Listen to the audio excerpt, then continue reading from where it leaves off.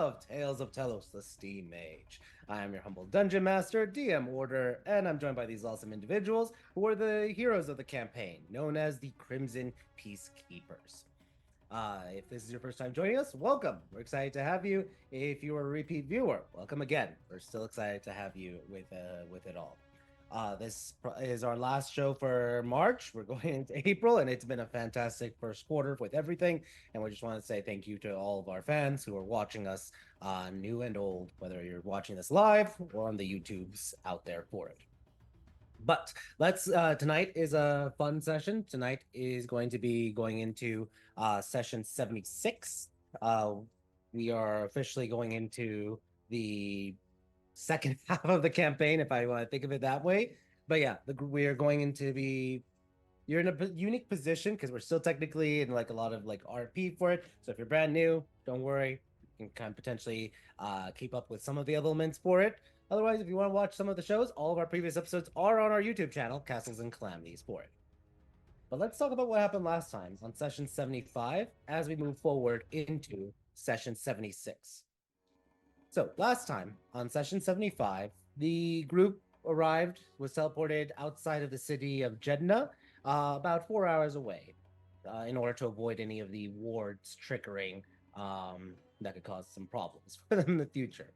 So the group began traveling. They traveled across the terrain on their magic flying carpet, as well as their 2 camels. It was then about halfway through, 2 hours in, they were attacked by a sand genie that decided that it wanted to take away all their magic items and enslave them, and specifically hated those who were flying. Even though he's a flying type creature, he does not like any flying people. So he attacked the group with his 2 sand elementals, and the group had fought back and was able to defeat him, with Big Red delivering the final blow. Afterwards, the group arrived at the city of Jeddah, and it was there they were able to settle in with an important meeting with the Arif, Diab al-Aziz, at noon the following day. The group split up, went their separate ways just for the night.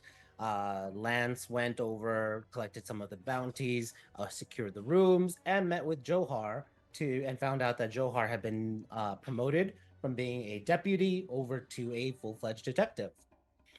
Zanny went with Alice and got a magical tattoo on her back with some gemstones, and that allowed her to increase shaped and styled as a phoenix, and got an increase with her constitution. And lastly, Chance was able to go and visit her family and friends, her 2 best friends, David and Lily, as well as her brother Anden over in the Mako Gardens in Jeddah.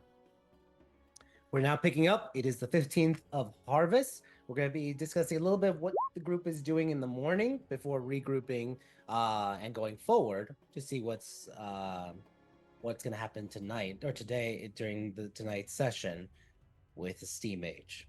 So everyone roll me d20s.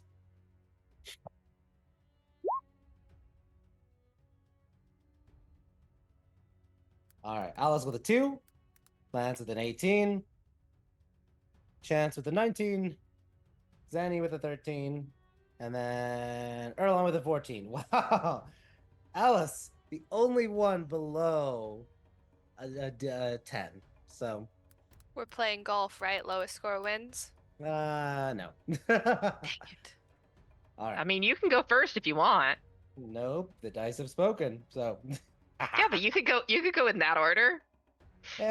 We'll go in as I've always done it, not upset the balance. So Chance, what is Chance doing the morning of the 15th with the meeting with Diab pending?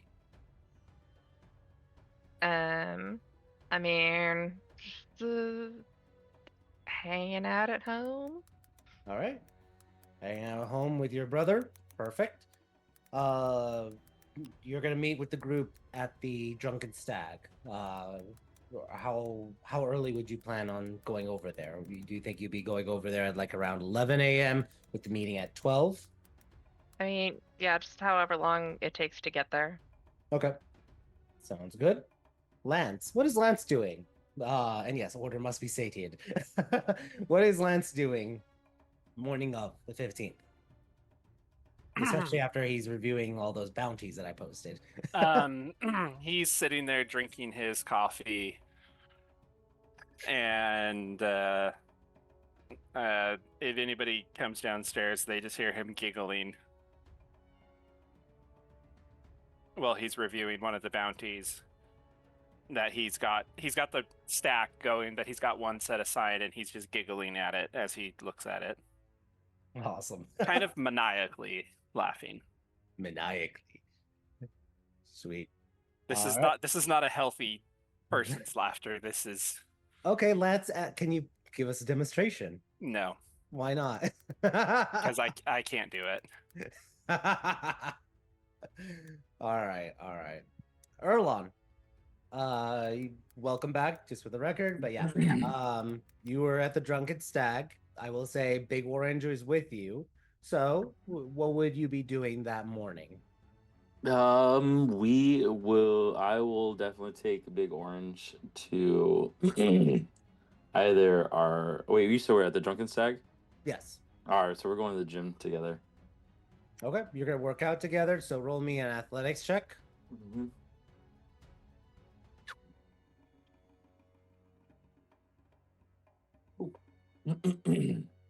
Oh, let's go. It has to be that, right? It just has to be. Yeah. Welcome back. You had a fantastic workout. Putting Big Orange through the ropes, teaching her just like how strong Big Red really is. So Yeah. good job. Afterwards, you come back. Big Orange is like panting just because, yeah, she can't keep up with that at all.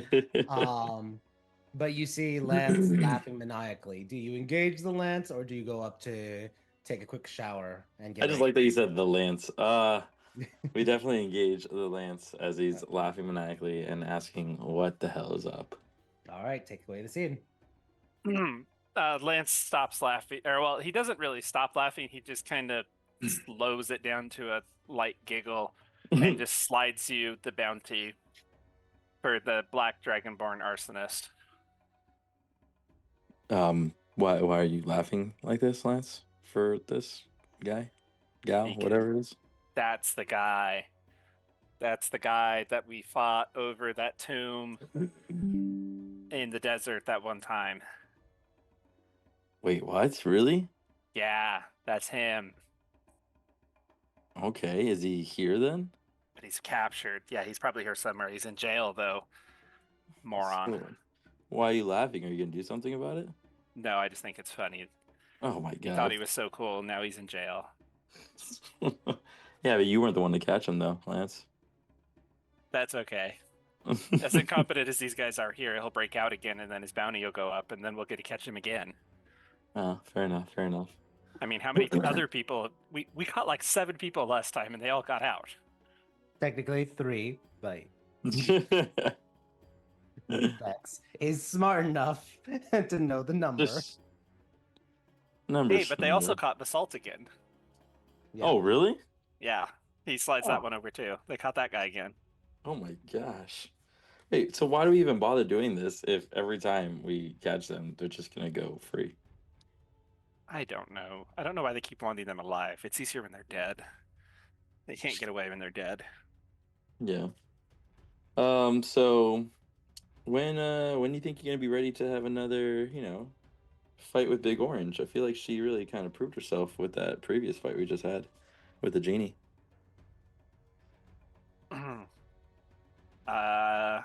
Well, I don't think I need to fight her again. I think we can go hunt some bounties, and she can go fight some of these people. Oh, okay. I like that. Maybe like this, and he'll just hand him randomly one of them. Like the Roll a blue-haired D20. horse. Oh, go ahead. Oh, yeah. You could do a random, or you can just say whatever one you were thinking of. I was gonna say like the blue-haired horse thief, or Zax the Stabber. That sounds like a good one for her to fight. Max the Stabber, like stabbing. Or Anarchy. Yeah. Okay, all right. Actually, the Red Goblin Warlord. Let's go get that guy. That one we can kill. He's wanted dead or alive. Okay, that's fair. See, that would be a little bit easier. Then we can definitely have Orange have something to hit and not have to worry so much about it. Right. And he's So wanted like, for mass murder, grand larceny, conspiracy, and he broke out of prison once already. So I guess they just want him dead this time. oh, perfect. When do you think we're even have time for this though?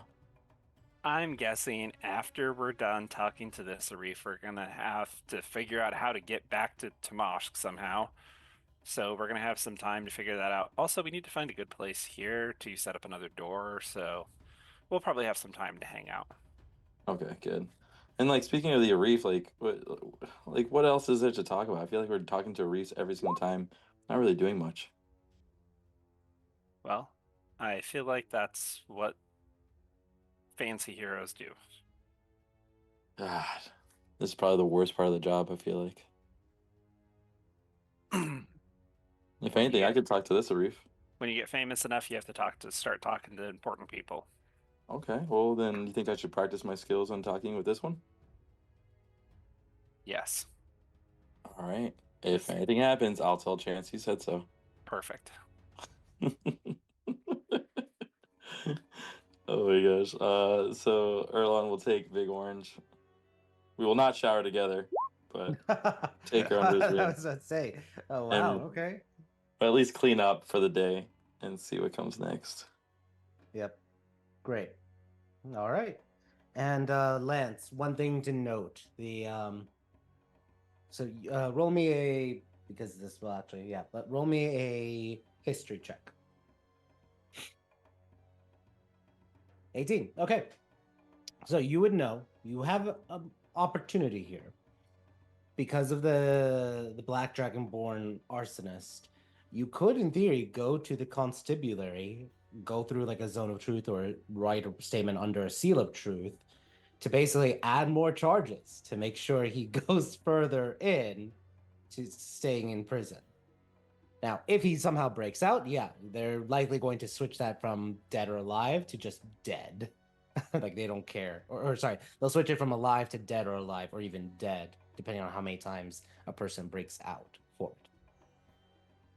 But if that is something Lance is interested in doing just to be petty, that could be something he can do, is go and testify against the Black Dragonborn arsonist.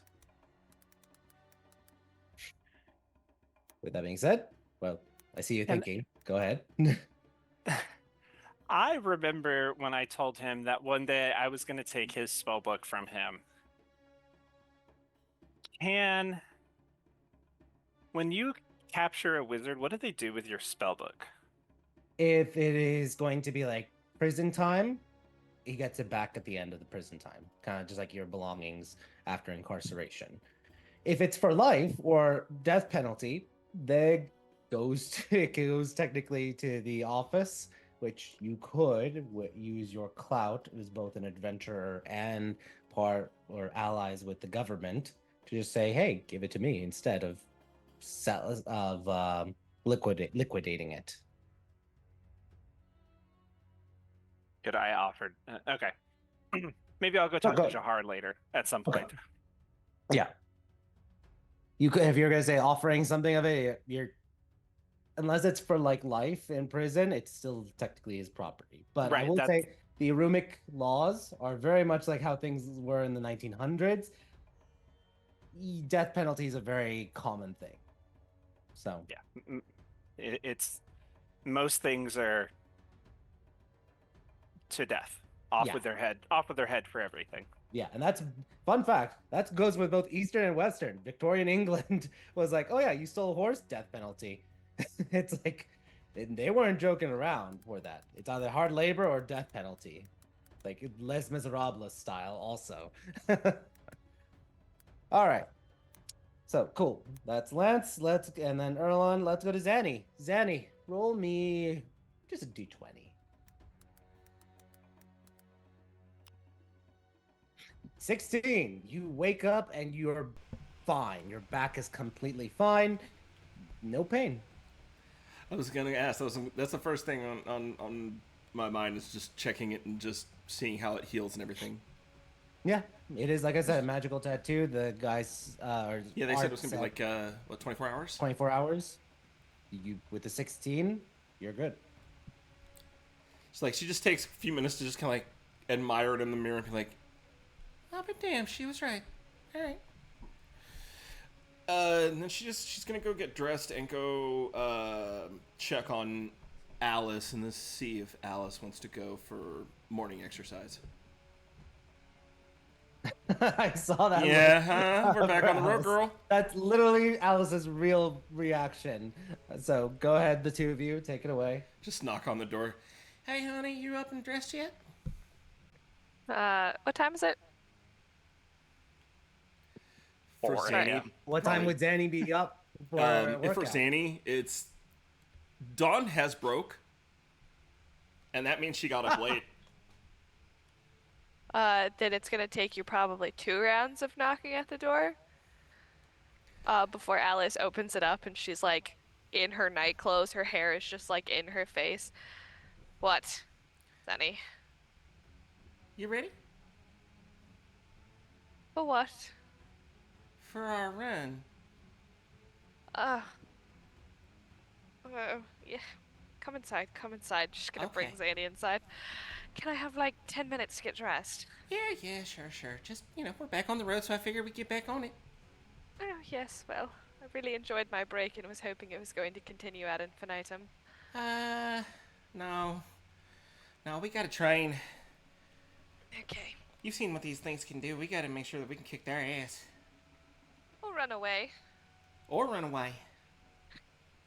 Alice is gonna change her clothes, begrudgingly. But grumbling the whole time. But then she will go with Zanny on a run, begrudgingly. Danny and Alice roll athletic checks. Yes, sir. Yeah, it's not a good day for me. Yeah, Alice, it's more. Right out the door, Charlie horse. Yeah. Zanny trips over, trying to help Alice. Gets a Charlie horse. The two of you. Zanny! You know what? No. You know what? We're gonna take the day off. Our bodies are telling us something, and we're gonna listen to them. We're gonna go back inside. Help me up. Help me up. Oh, you know what? I'll help you up. I'll help you up. Both injured Charlie. I mean, what am I supposed to do with a nat 1 and then a 2 on the die? I rolled better and got worse. Yeah, like what am I supposed to do with that? We could. So you guys are ready? Just and then are maybe we limping. Instead of the run, maybe we just do some sparring practice up in the room instead. That's what I was going to suggest. Something with less leg movements. Yeah. Maybe we'll just do some form practice. Maybe we'll just do that today. Fuck. Ow. Sounds good. We're gonna hobble up the stairs, leaning on each other.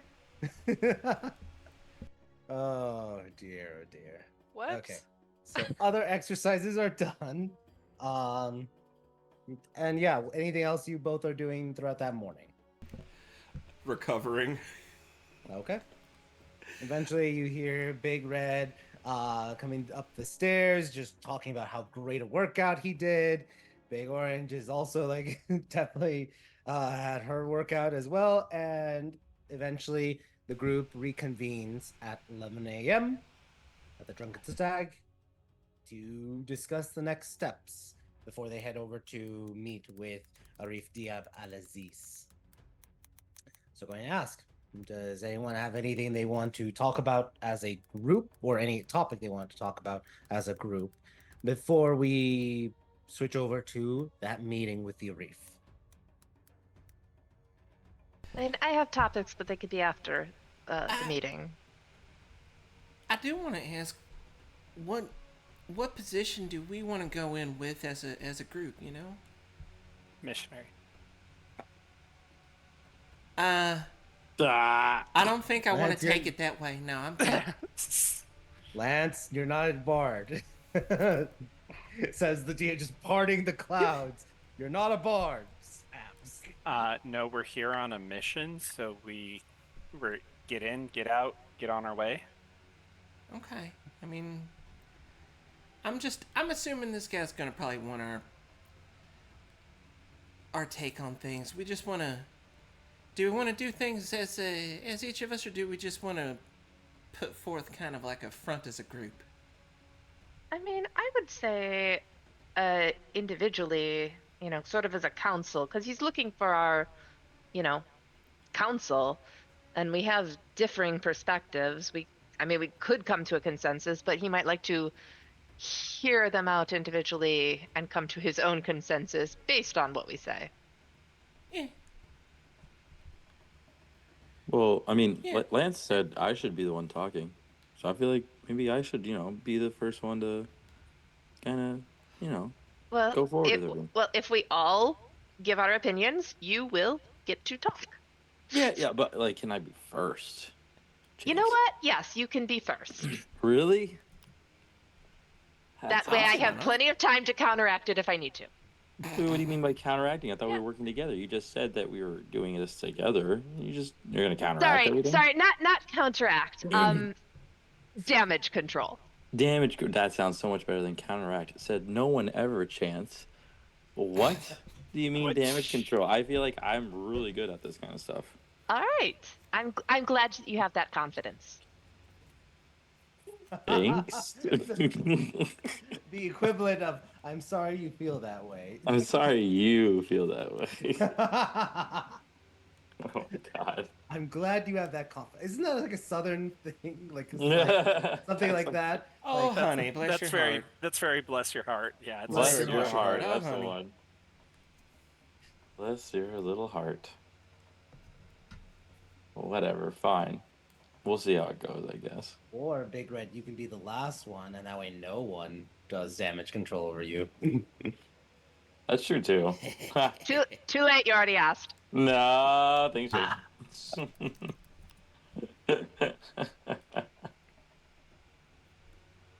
All right. Thanks. Any other conversations with the group?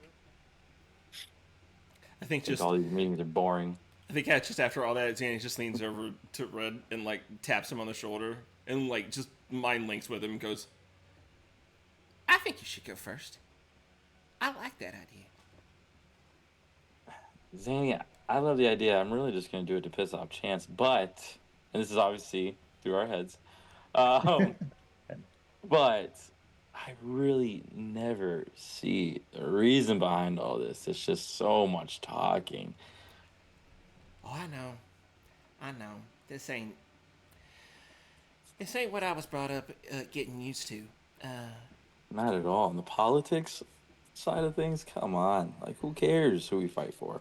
It's a lot of talking, and I'm the kind of like that likes to go do the doing stuff. Exactly. So maybe that's what I just start off with. Yeah. So yeah, I really do think I like it. I like you going first. You're not the most eloquent out of all of us, and that's just the truth. But the fact of the matter is, you speak your mind more than anybody else, and gods know we fucking need that, kid.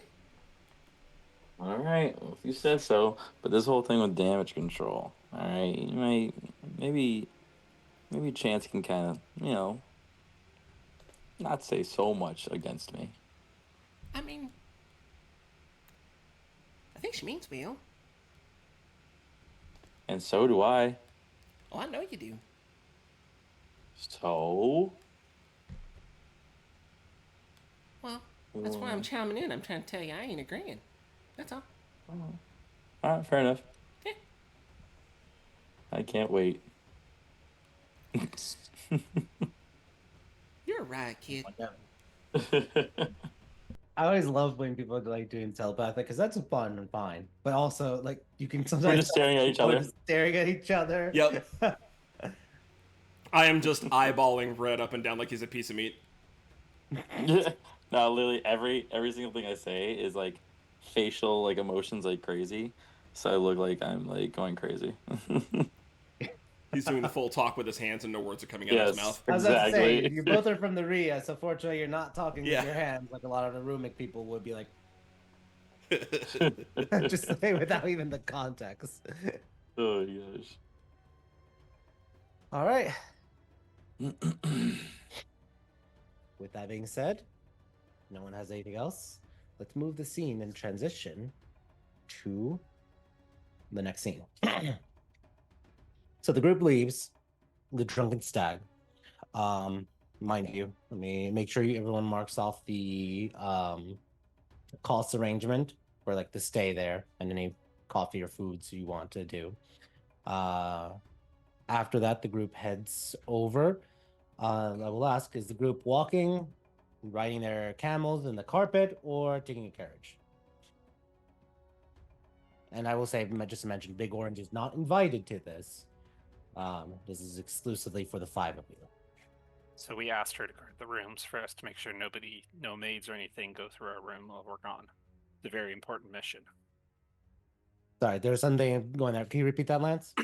I said, so we asked her politely to stay behind and guard the rooms for us to make sure that nobody goes through our stuff while we're gone. There you go. Yep. So perfect. But how are you getting to the palace? Just so that way, visualizing the scene. Walking, carriage, carpet, camels.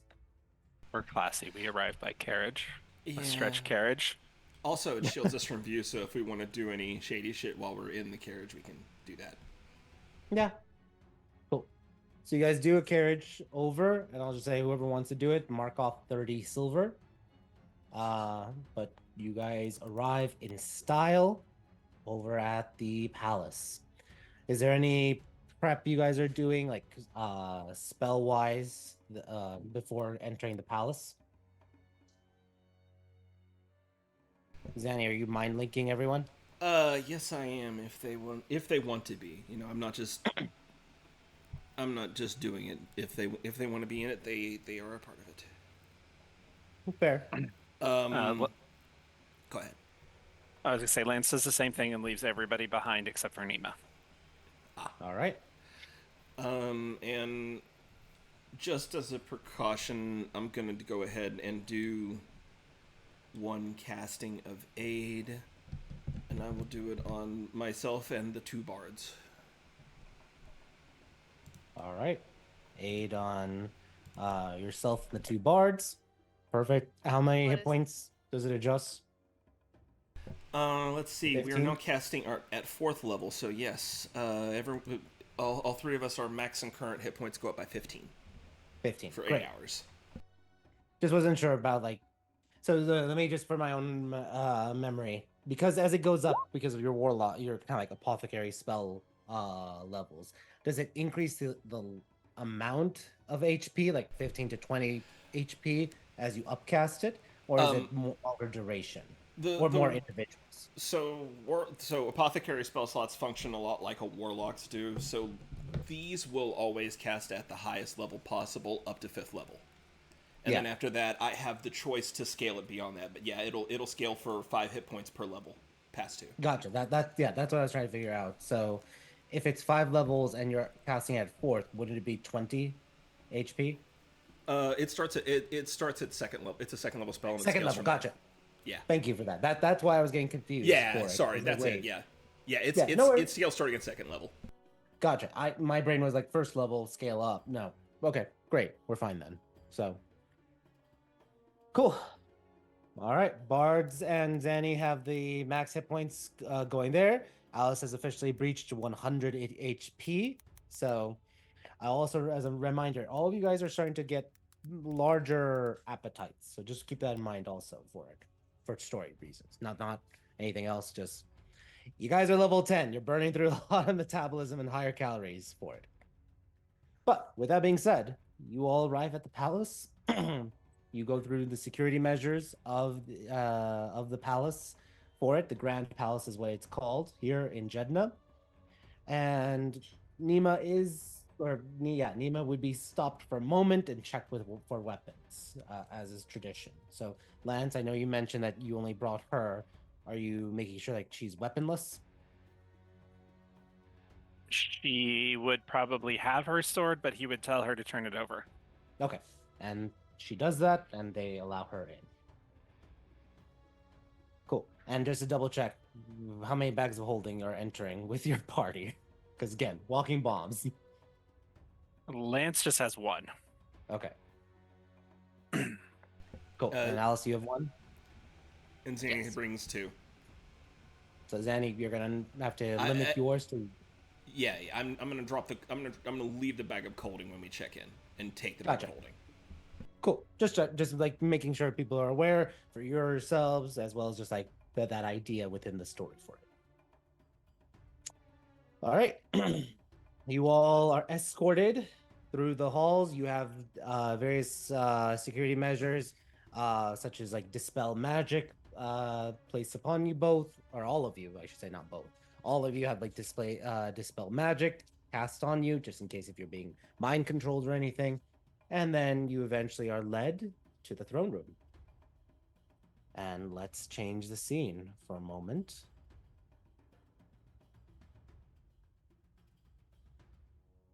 So the throne room.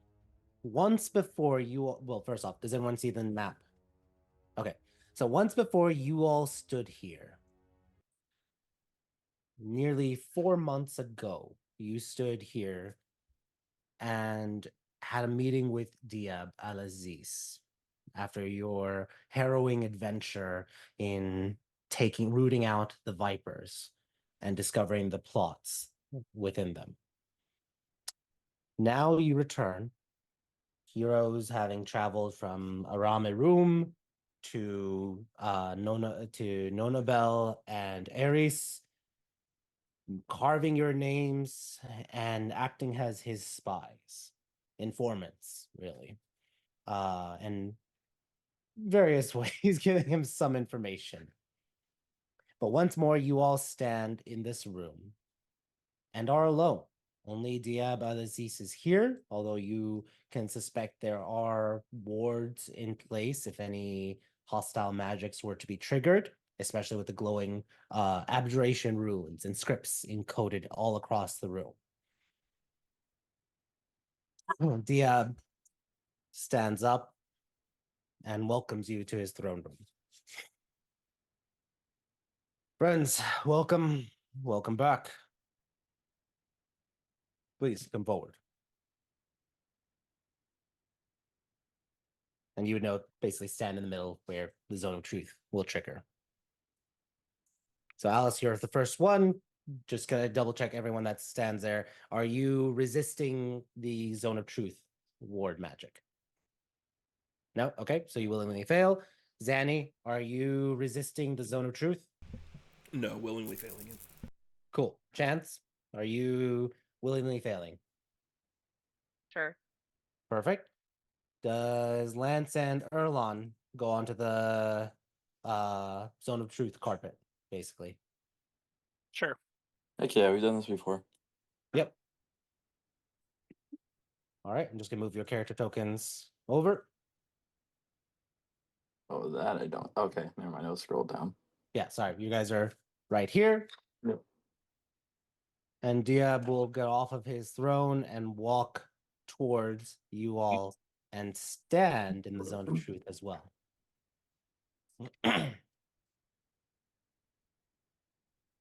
So you've come as I've requested, and I thank you for that.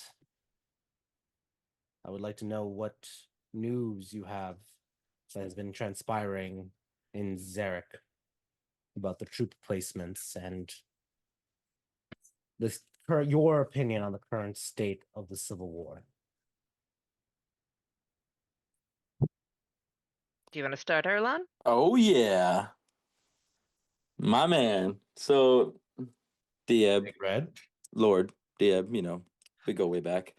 Uh, so in all honesty, the whole thing with the war, quote unquote war thing going on, I think it's just people are just so focused on this and not losing, or they are losing the main focus, and that's our main mission, which right? We need to. We're here to save the world, you know and everybody's so focused on who wants this land. I want this land. I want to take it. Why are we so focused on this kind of stuff? Why does that matter to you?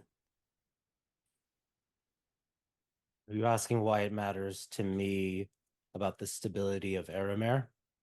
Yeah, like everybody's just so focused on these politics. I don't get it. Because it's the stability of Aramir's future, Erlon.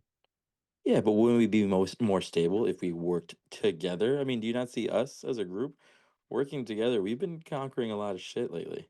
Why can't you guys just, let bygones be bygones? East, west, north, south, who cares? Just come together and oh my God, you're stable. It would be nice and good if we could simply say East and West reunited. Yeah. Question, though, or the issues at hand are not as simple as just which side is winner. There are complex implications about what happens if one side wins over the other. As you may be aware, who rules a government? Is it Narif, who is supposed to be the smartest and wisest individual to rule? Or will it be some new system implemented that will be focused on a merit-based system that the East touts and says that's going to be more advantageous and less corrupt? Do we say for education? Do we require every person to go and be educated in being able to read and write, as the current literacy rate is only 33%? Do we force schools to, or force children to go to schools? Or do we just tax the towns and say, okay, based off of an illiteracy tax, you have to pay for your ignorance?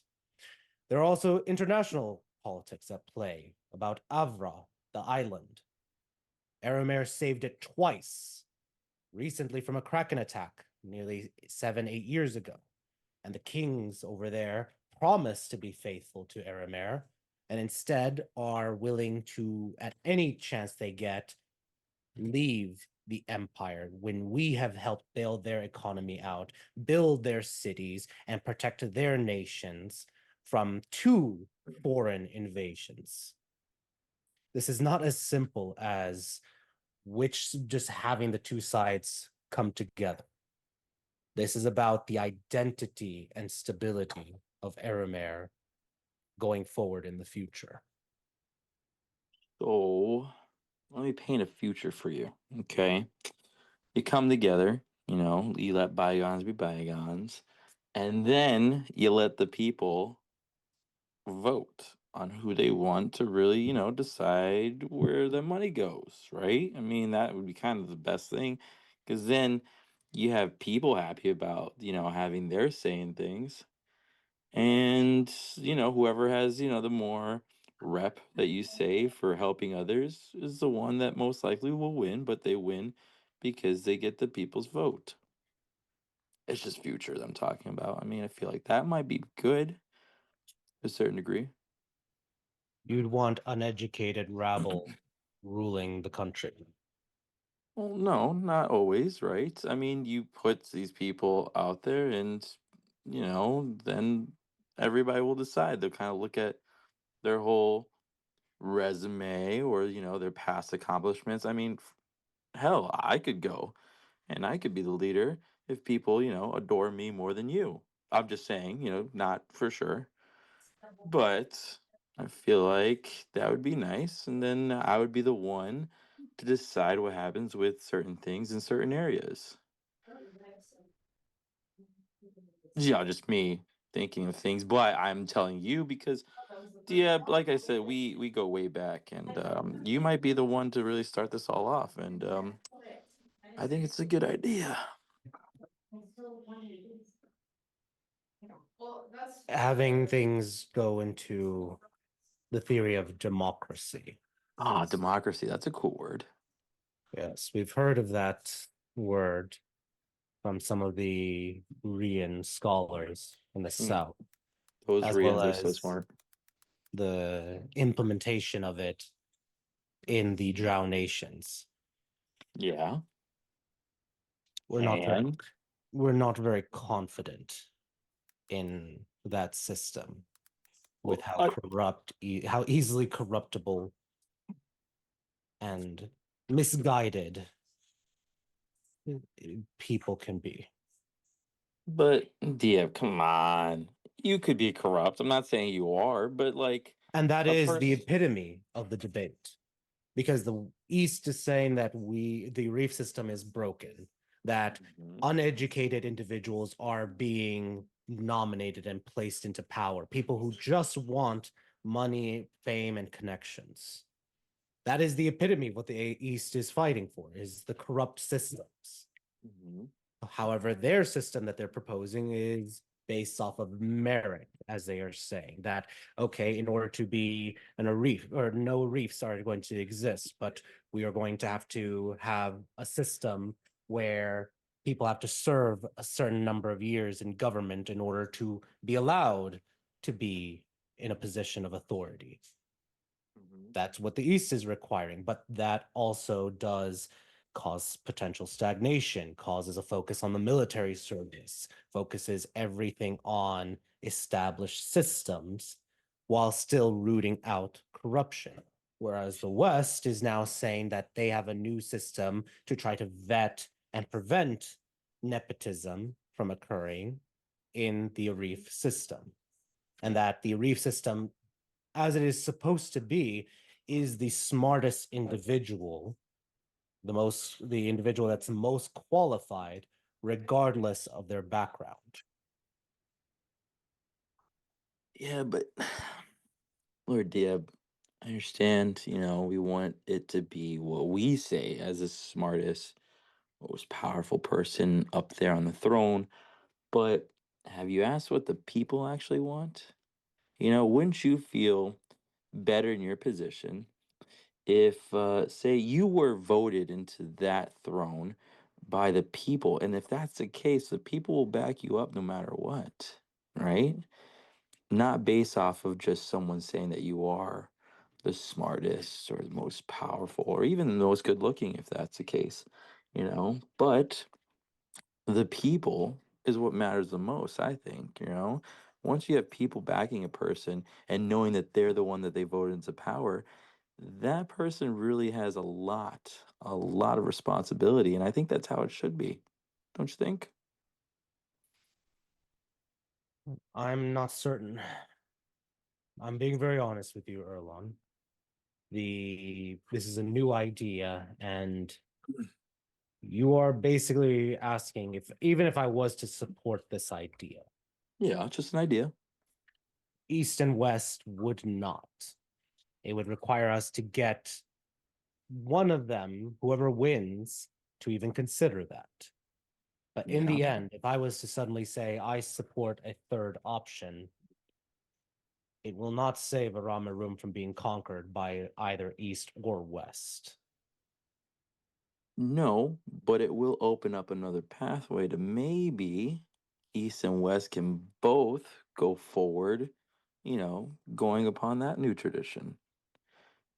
And that right there is where you'll have both sides somehow coming together, at least for that situation. And moving forward in the future, I mean, that will change, you know? Just an idea. It is an interesting idea and a valid one.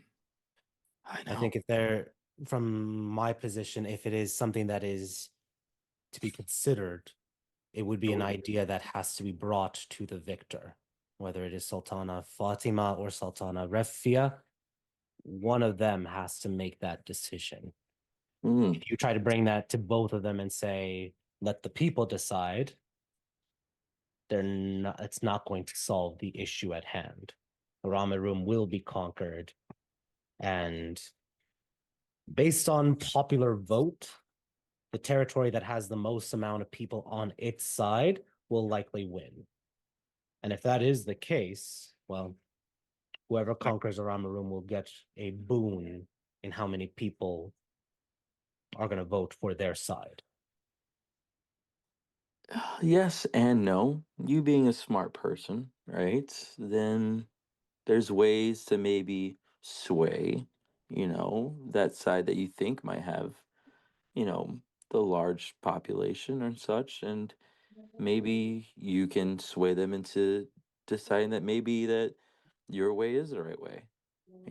But I think that is the proper way to go because, like, I mean, it is, like I said before, about the people. And if you're able to sway someone's judgment saying that maybe this way that I thought was the right way the whole time isn't, then more power to you.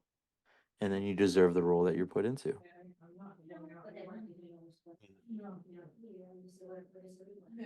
But this is me, Big Red, just I speaking. understand, but here's the thing, Big Red. I value each and every one of your decisions. I am leaning towards one, but I did want to hear what each and every one of you has to say, or collectively, if you all were unified under one idea for it. Because that's in part why you were chosen to be heroes. Is you are the ones on the front lines, and you are the ones who will influence not just this politics, but the politics internationally. Agreed. Agreed. And I mean, if this is something that you want to look into, maybe this is something that we go forward talking to, both sides more about so that we can come to an agreement. Finally, Here's an agreement. here's one thing before I ask about other people's opinions, and just for you to consider. Mm-hmm. Whoever has territory is what there is going to be the dominant message. The West is not going to allow freely discussions about how good the East is. And likewise, the East is not going to allow for Western propaganda to flourish in their area. That's why I say that it is whoever has control of the regions is likely going to have that be the dominant vote in that area. And even if I was to say, okay, well, I'll allow for both, it's going to either tear Ramarum apart with Eastern Western influences trying to make this a swing state, swing Oh, nation, states. swing government, or they will simply conquer and eject me and then put someone who will advocate for their side. Fair, fair. But, with this, like I said, with agreements, there's rules that, a proper, smart person should come up with. And there should be rules at play in these kind of situations. I mean, it should be fair playing grounds. Even when I go into a fight, I know I don't see any kind of fairness if I'm gonna, attack a person or thing that's not even armed or even wanting to hurt me or someone else, right? And I feel like that should be the same, even in politics or this democracy that you speak of.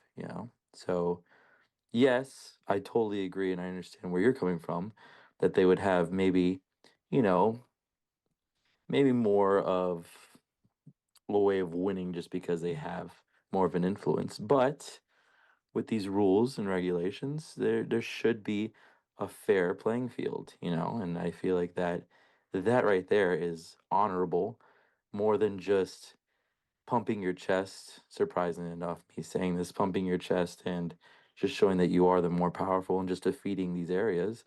Because once you defeat an area, then you have to build it back up, right? And it's like, well, why do that when you can just conquer an area with your voice and swaying, as we've said, those people more into your favor? I feel that that's more fair, and I feel like if the person is honorable, then they should be playing the same rules in fairness.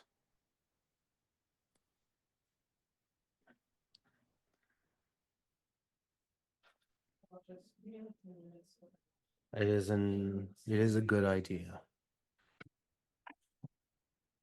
And he's also standing in the zone of truth. So, Erlon, you are able to tell like he's not saying anything, for lack of a better term, as a politician would. He is literally considering what you are having to say. Mhm. With the DM, who would like to go next?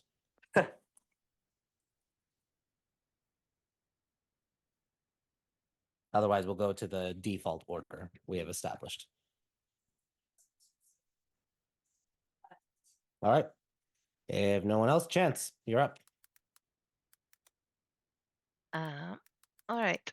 Um, I mm, I do agree with some of the things that Erlan says as far as all of the long-term stuff. Like, I do think that there needs to be more representation from the people's level, and I do think that there is a middle path. As much as the sultanas seem to think that their ideas cannot coexist, I can see how they can coexist, but that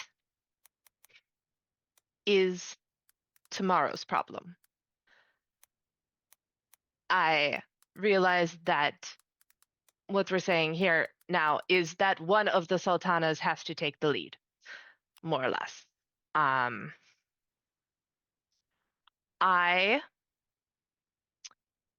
mm, I after seeing both sides am leaning slightly more towards the west. I think that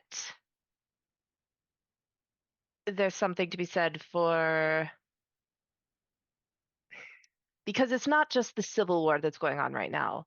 With all of the things that the Harbingers are planning, I see the Gray Flame is probably coming. I think that there is going to be war, like war. So why we need to choose a side, as it were, is that we just need to get things here stable, and then we can worry about the details, the the making it better. But if we're fighting amongst ourselves while that other things are trying to fight amongst us, it's kind of hopeless. Anyways, back to I think that the East has a lot of good ideas about education, about innovation. I disagree with some of their things on the military. I mean, I do like the idea of merit, but you said that allegedly the elites are supposed to be the most knowledgeable and wisest. Theoretically, this is already a system of merit that has just degraded. I also think that it might be beneficial, again, these long-term plans, to perhaps have a three-pronged kind of system, like an Arif covering the magic, a non-magical person covering executive things, and a third person representing the people, and then you could work together and you'd have sort of a... Anyways, this is, again, all later things. I believe, based on what I've seen, that I think that the West will have that stability to start with. And I don't know whether it's something that actually worked, but when we went through the temple, the whatever it's called, the ruins, uh, we had an opportunity to influence people. I did what I could to make the Sultana of the West more open to peace and a change of ideas. I don't know if it was just happy thoughts and good vibes, or if it's anything that might actually benefit us in the long term, but I'm hoping that she will be more open to these changes and these things from the influence of the gods. Also, again, like I said, what I've seen from the East did not impress me.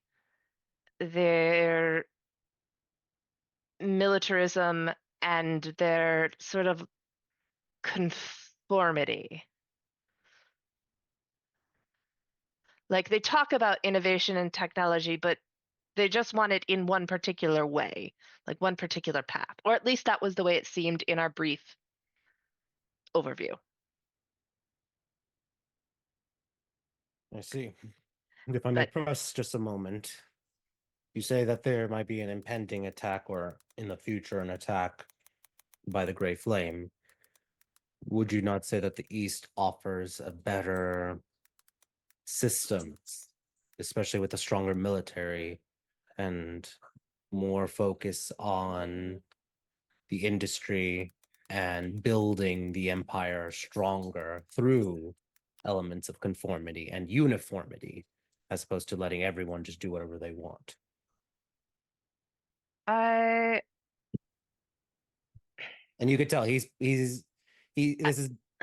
pressing you, not he's just trying to get more from you, not Yeah. necessarily he believes it. I'm not sure that I'm not sure I entirely understand the question, but the way I understand it, one, if both sides unite, whether it's under the banner of the West or the East, we don't lose any of the trained soldiers in the East. I mean, unless they defect and go to the Ria or someplace else, we still have all of those weapons, all of those training, et cetera, that can be mobilized. Secondly, on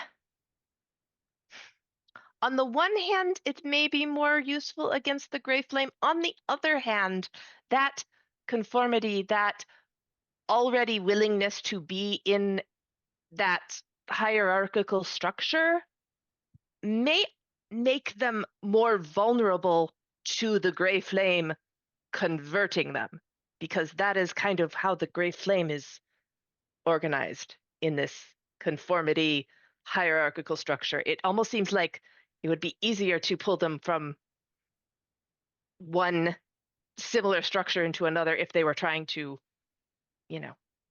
convert them. So do you believe that the Western magic system, that emphasis on more magic as opposed to more technology, would benefit Aramare in the long run? I think the joining of both would benefit Aramera in the long run. Yes. I see. It's not it doesn't have to be, much like it is now, it doesn't have to be one or another. There are places where the industrialists, where the factories work because there are plenty of people that do not have access to magic. I think the problem is if either side is trying to put one as people who have magic are at the top of the pile, or people who don't have magic are at the top of the pile. And whilst I understand that the types of technology don't always work together, like,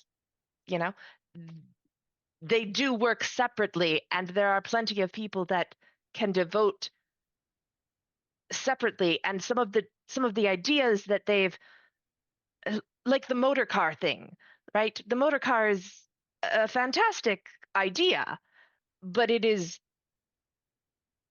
just seeing it for the 5 minutes that I did, I could hardly breathe. Like, could you imagine if there was streets and streets of them, what that would do to nature? Whereas magical energy doesn't have no, there are magical uh wastes that happen, but like it tends to be less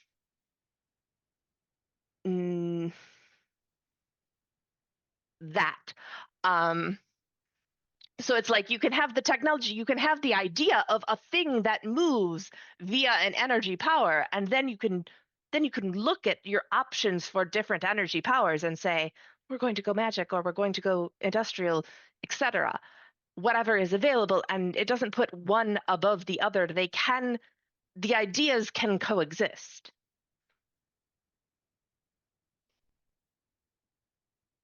Final question for you, Chance, then. What about ideas that cannot coexist, such as the education that we talked about? The East wants to require that children go to school, get educated, know how to read or write, since our current literacy rate is at 33-34% across the empire, to require mathematics, science, learning. versus simply saying, all right, we'll allow the autonomy in the villages as long as they pay a tax. Shouldn't there be a priority there in those type of issues where you wouldn't necessarily be able to do both, because then it would be very overburdening? Well, and we had this discussion months ago. Again, I believe there is a third path that is a compromise. I do believe very heavily in education. I do think that education and schooling should be provided. For that matter, when I've been traveling around, it's been almost impossible. It's been almost impossible to access education. I haven't been able to talk to the people at most of the colleges. Like, so it's behind this wall. But anyways, I believe there should be public schools. I believe that the education should be promoted. Education should be free and available to everyone, like the East does. I also talked before about it being more of a matter of working with the tribes. There needs to be public services, public outreach. Why aren't they sending? Why is it not important for them?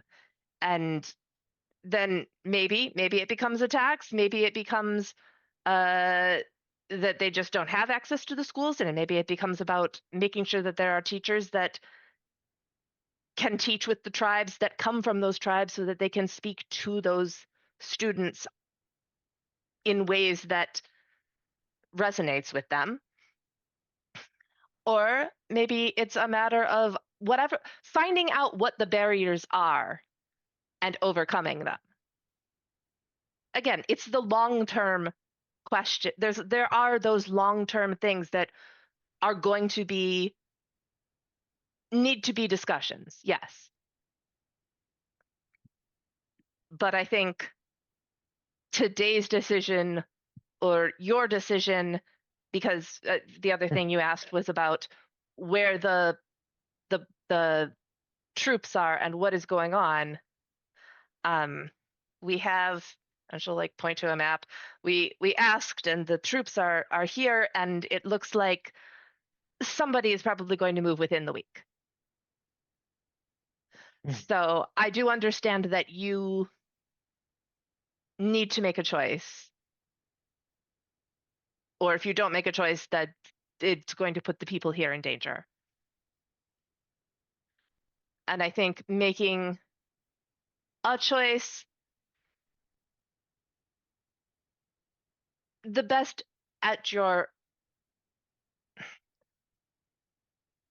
the one that you feel most aligns with your values is what you should do right now. But I do think that, like Erlan said, like I said, that you or we or whoever is going to influence things needs to start making lists of the asks and how important, ranking what is an important, what is medium important, what are you willing to bend on? Because I do believe that there are valuable things from both sides.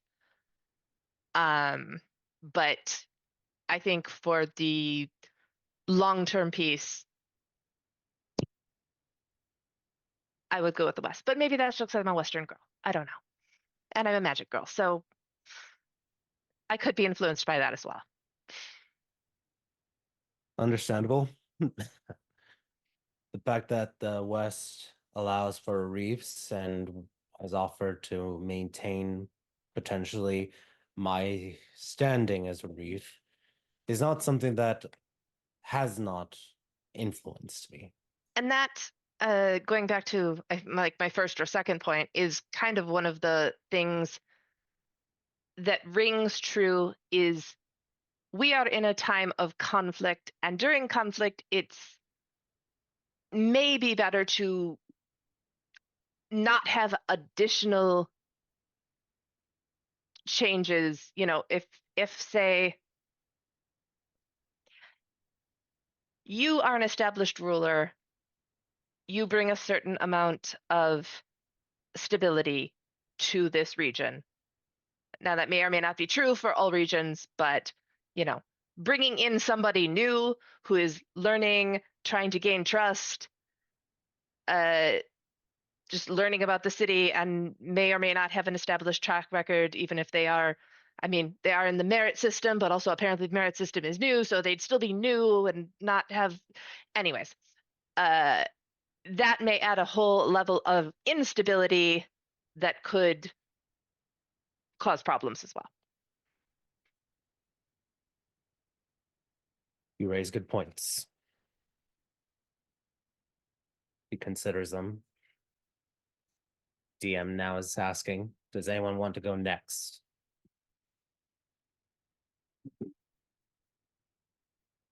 If not, Lance, you're the next one on the list.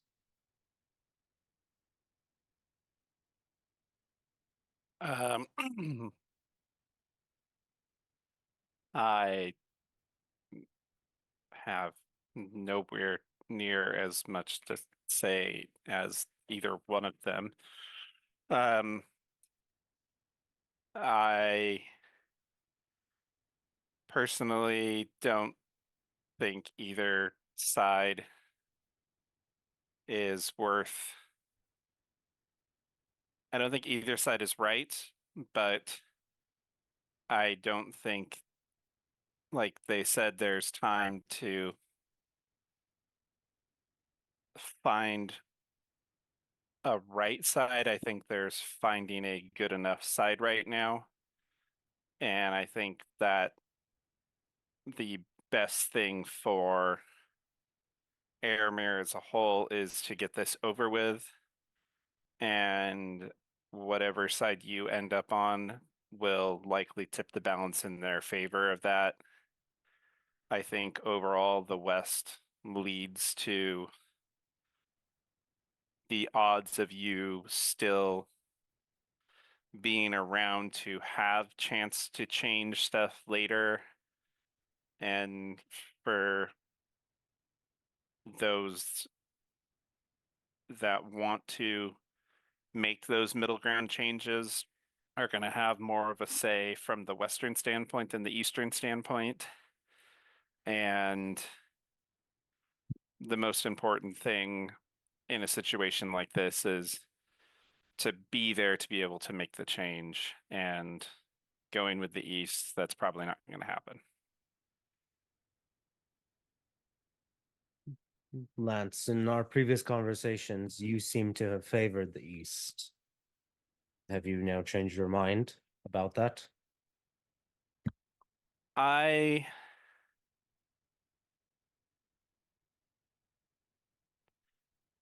like the concept of the East, but I do not like their execution. Just like I dislike the concept of the West, but their execution is the lesser of two evils in this situation. And based strictly on the executions that have been presented, the West is the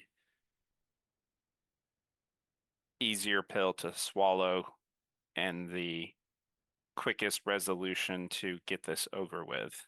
Because as I said, it doesn't matter who wins as long as it's over quickly in the end, because change can be made later. But the more that Aramir is torn apart in this process, the longer it'll take to have to make changes, because if the entire country is torn apart and it takes 100 years to rebuild, you're going to do that first before change can be made. If this can be over in a year and the rebuild is done in a decade instead of a century, then you can start focusing on those positive changes in a decade instead of waiting a century. And I think you tipping the scales to the west gives you a better slate to do that from.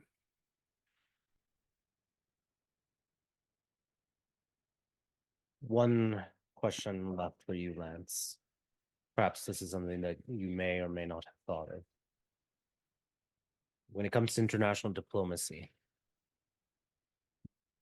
you grew up here in Aramere. You know we have sacrificed. We have done so much for Avra, the island nation.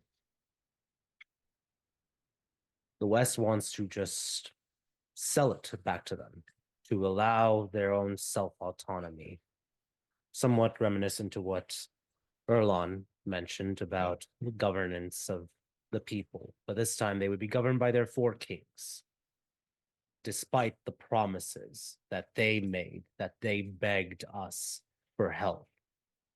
They asked for us to help rebuild their cities. They asked us to help save their nations from the Krakens as well as from invasions. And yet they are so quick to turn their backs on us. We have shed our own blood for that nation, and we want to make it as our own. Do you not think that we should honor or force them to honor the promises they made? Or should we relinquish our rights and just in exchange for a sum of money? I think you are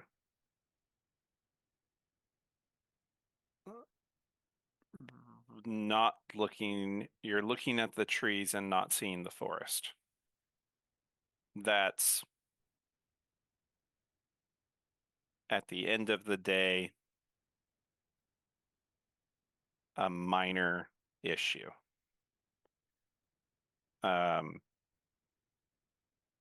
My personal opinion, cut them loose. Who cares? But give them a very stern message that we will never help you again if you go this route. And if you guys get completely wiped out by something again, that's on you. You will, if you choose to leave, you will never have the support of Aramir again as an ally for your choice to break these contracts.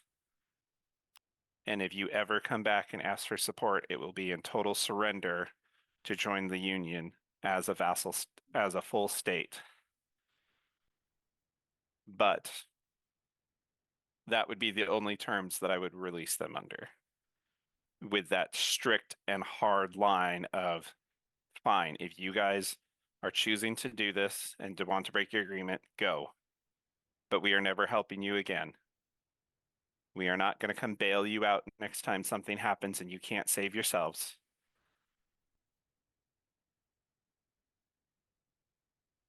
But that's how I would do it. But again, like I said, there's worrying that losing that island does less for the stability of the empire as a whole than, again, finishing this quickly. Yes, it is an issue, but it's more, again, being willing to make some concessions to end the war as quickly as possible is in the better interest of Aramir than getting caught in the weeds dealing with the petty stuff.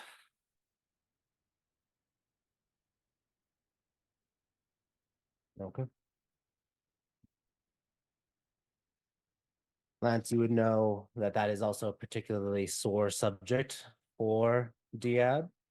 He is, of course, being very cognizant of it, but Right. you would also know that his ex-wife was from Avra and divorced him the moment the war started to go and support a free Avra. Right. So there are And complicated feelings there as right. well.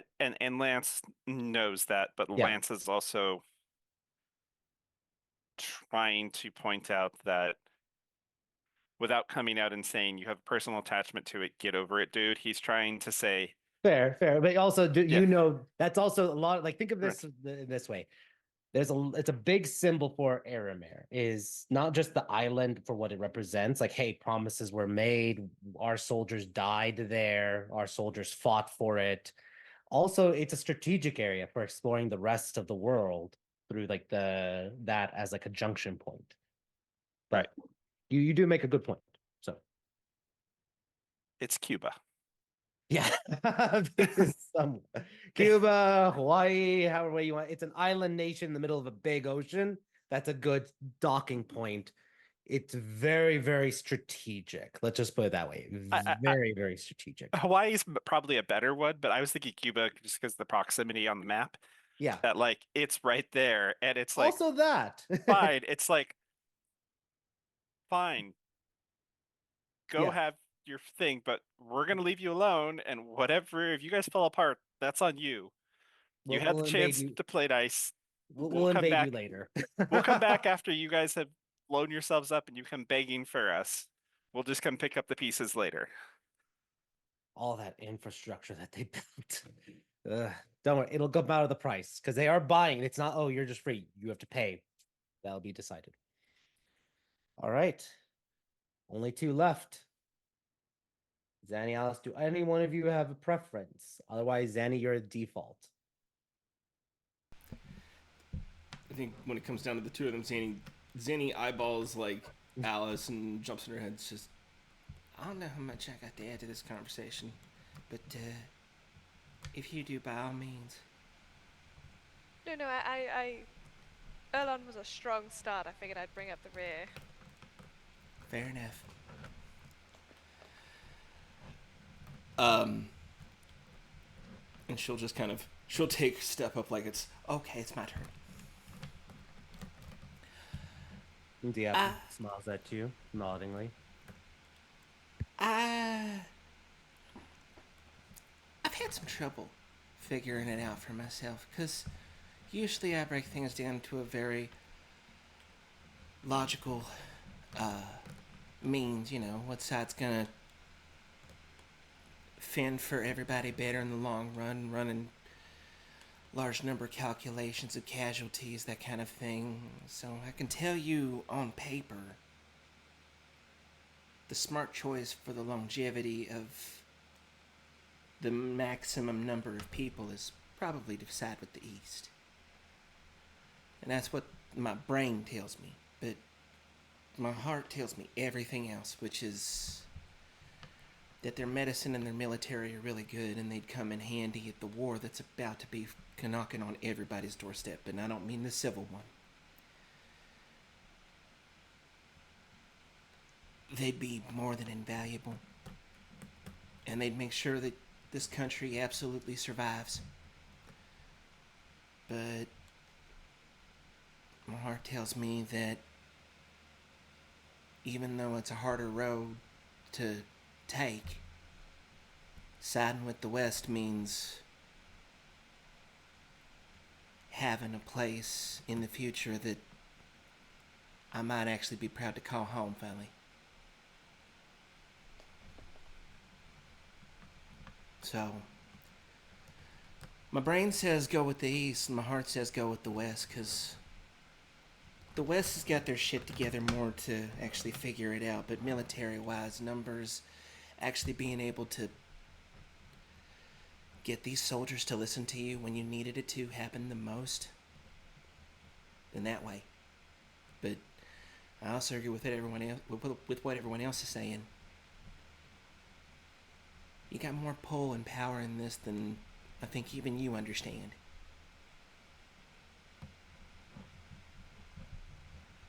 I think I do.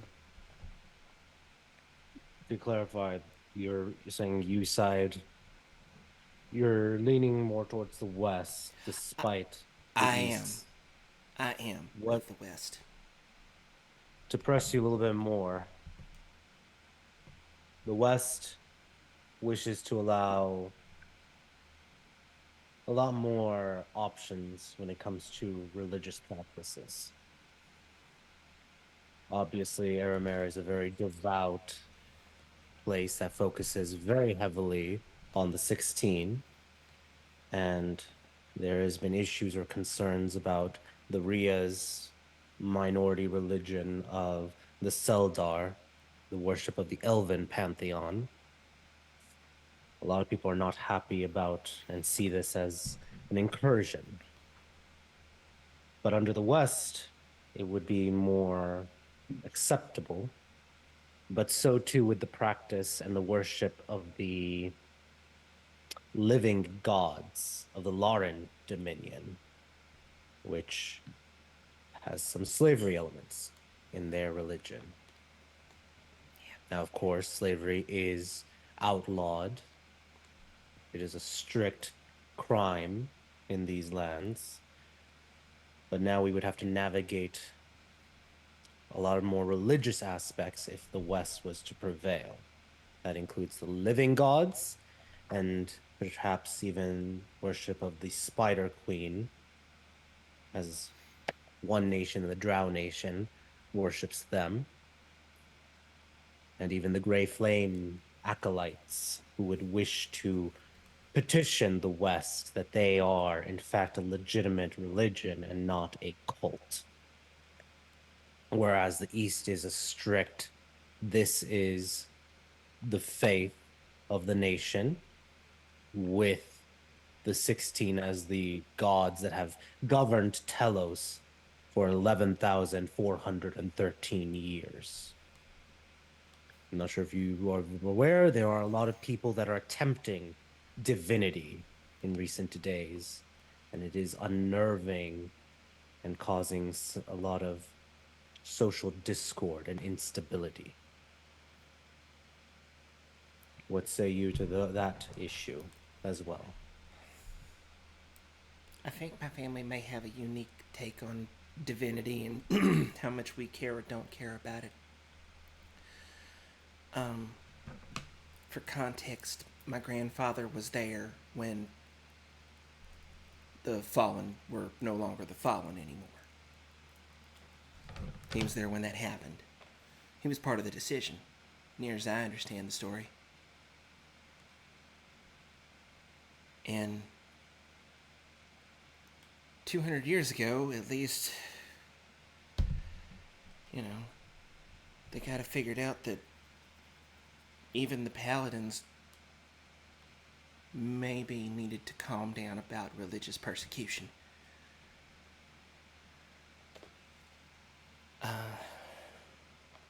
It's a touchy subject for my family. Most of my family doesn't like what I think of paladins. Thank goodness for my grandmother. The Stone of Truth makes me say things I don't like. Anyway, my point is, when it comes to religion, if they ain't trying to kill you, let them be. They ain't trying to kill you themselves, let them be. Is that where you draw the line? Yeah, taking away other people's freedoms. And slavery, murder, you're taking away their freedoms, you're taking away their freedom of life. That's where I draw my lines. But and as far as the Grey Flame is concerned, they're a cult.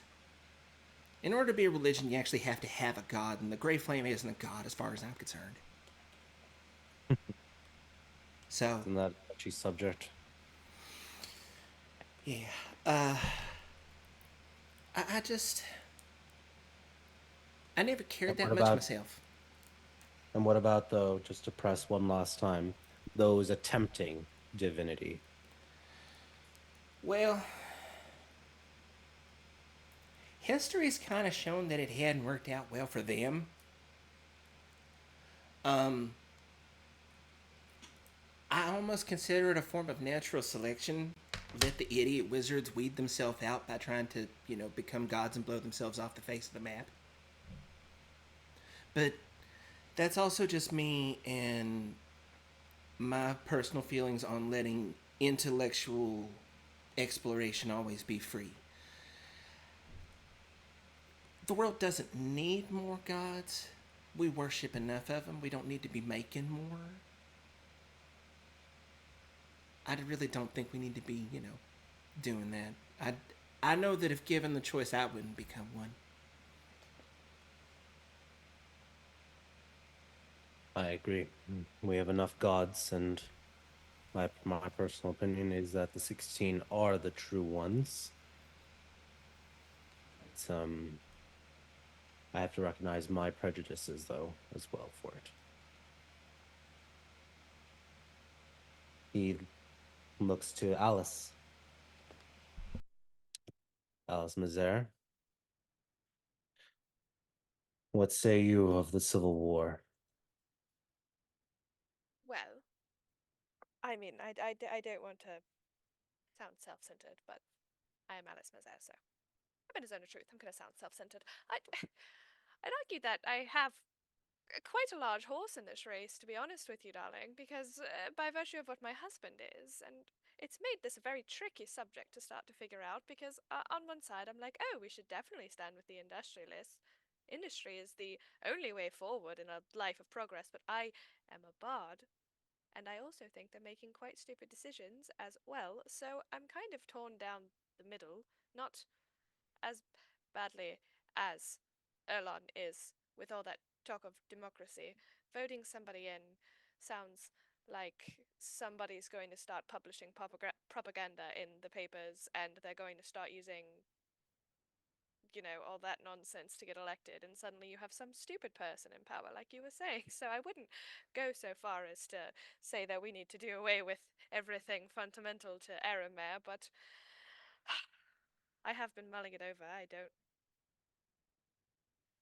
I'm kind of with Zanny, where my heart's in one place and my head's in another, where I want to stand with the East because that makes sense. We can't just ignore progress, right? Like that would be blind and stupid, and we'd be stuck in the past forever and ever and ever if we just ignored progress. But at the same time, we can't ignore the fact that where we are and how we got here is with more Western ideals.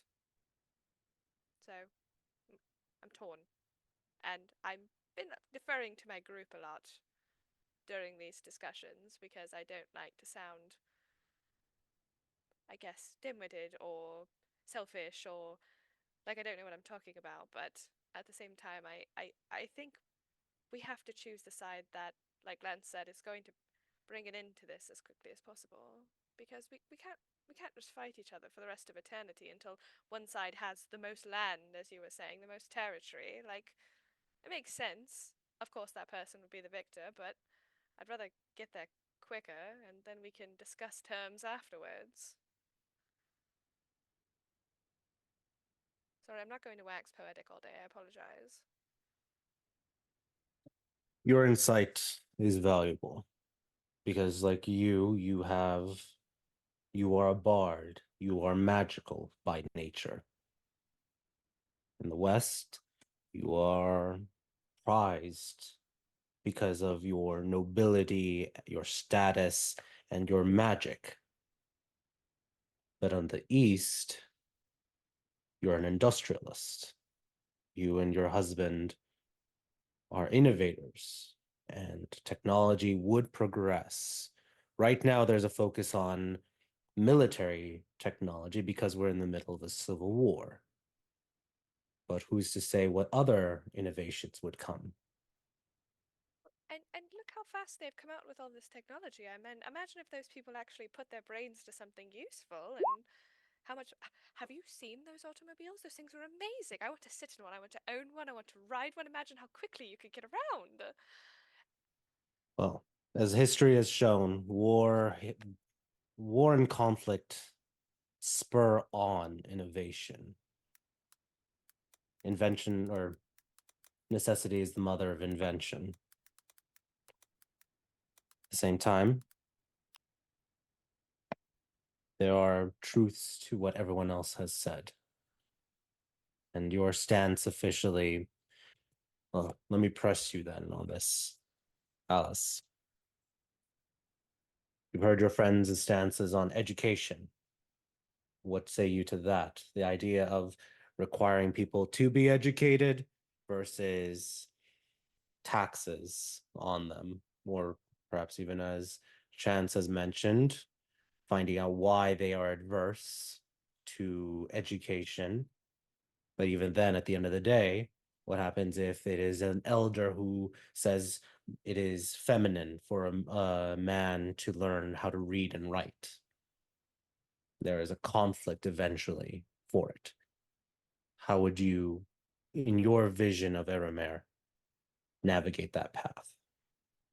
Well, you using an elder is a very good example of what I was saying is we do need to look towards the future and how things are changing over time versus the way we've always done things. And are we requiring education and promising free education and promising that children will not have to work and the parents don't have to worry about where they are during the day? Like, are these children being educated and taken care of? And if so, then of course education is a good thing. But if they're saying you have to educate your children, you have to pay for them to go to school, and we're going to really make it hard for them to actually go to school because you still need them to work to afford to live, then it's a problem. I'd be much more inclined to force people to get an education as long as it's a public, free education that's not going to hinder their basic rights as people. The East is very much a proponent of free education, as well as free medical, free. A lot of things are to be paid by the government. What is not being mentioned or not being highlighted at this moment, though, is who ends up paying for it. Increased taxes will come with the East. Rich people. That's interrupt. I mean, no, Lance is definitely onto something. I mean, taxes don't have to be stagnant across the board. It could be, I come from a very wealthy family. We make a lot of money. Why would someone who works for us pay the same amount as us towards education? Well, it is a known notion that nobles do not like to pay their taxes. Oh no, we hate spending money. Love to hoard it. Hmm. I don't know. I feel like, especially if you allow the nobles to do something like give to charity to write off of their taxes. So, like, allow them to actually put their money where it's going. Like, let them give money to the school versus taxing them. Let them raise charity balls or give money to an orphanage, and then they don't have to pay taxes related to that money. A question for you. How many charity balls have you done in the last year? I am planning one as we speak, darling. But you see, as an example, I know you are a kind-hearted noble, and yet you haven't done one in a year. I've been rather busy. I understand. I'm highlighting a point of look at your peers. Well, I'm just saying give them the option. Say you're going to get taxed and we're going to take your money, or you could do a good thing for other people. And once one person does it, everyone's going to do it, because if you make that a thing and then I throw a charity ball, then somebody else is going to throw a charity ball because now Alice Meza has done it, and now that somebody else has done it because Alice Meza has done it, then it just goes all the way down the line. Not sure if Zanny is reacting to Alice's comments or just because I see just like let me just clarify: is that Zanny's real reaction or is that player's reaction of just like face This palming? is Tim. Okay, This is very much player. Just checking for it. Okay. So Alice, you're still stuck in the middle. You do not have a strong opinion on yes, the East or yes, the West. Yes, I believe the problem is we need to have a conversation with each other and figure out a middle ground where we shake hands and do what's best for Eramer, not what's best for our own devices. Very well. Big Red. Erlon, Yes. you've heard your friends. You were the first to speak. Do you have anything else you'd like to add? It's a final sentiment of yourself or the group. Does this mean I can do damage control? What Yes, do I broke the DM. what do you mean damage control? You know, I mean, you've known us. We are an eclectic group, and some of us have some, good ideas and crazy ideas. But I feel like we all put a little bit of our own, you know, ourselves in what we've told you, and I feel like you can at least walk away knowing that you've taken everything we have to say from ourselves as individuals. So no damage control.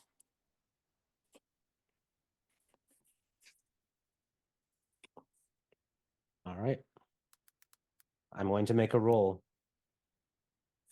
I will say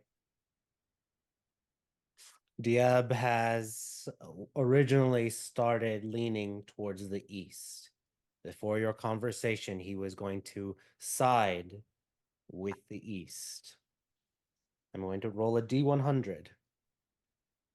As each of your guys' choices has pushed him like basically 10% more, 10% more, 10% more towards the west. So at this current moment, he is siding with the west at 70% west, 30% east. I'm now going to make that roll.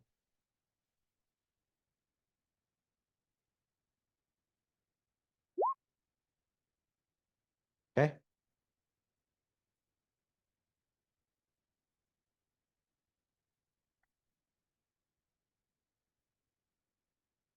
I believe I've made my decision. He goes over back to his throne, sits up on his throne, and you see him like write a rune in the air. And slowly the chamber refills with his trusted advisors. They take their seats and they hear his proclamation. I, Diab al-Aziz, Arif of Aram-Erum, sitting here on the 15th of harvest, 11413, the year after origination, hereby make this proclamation. Aram-Erum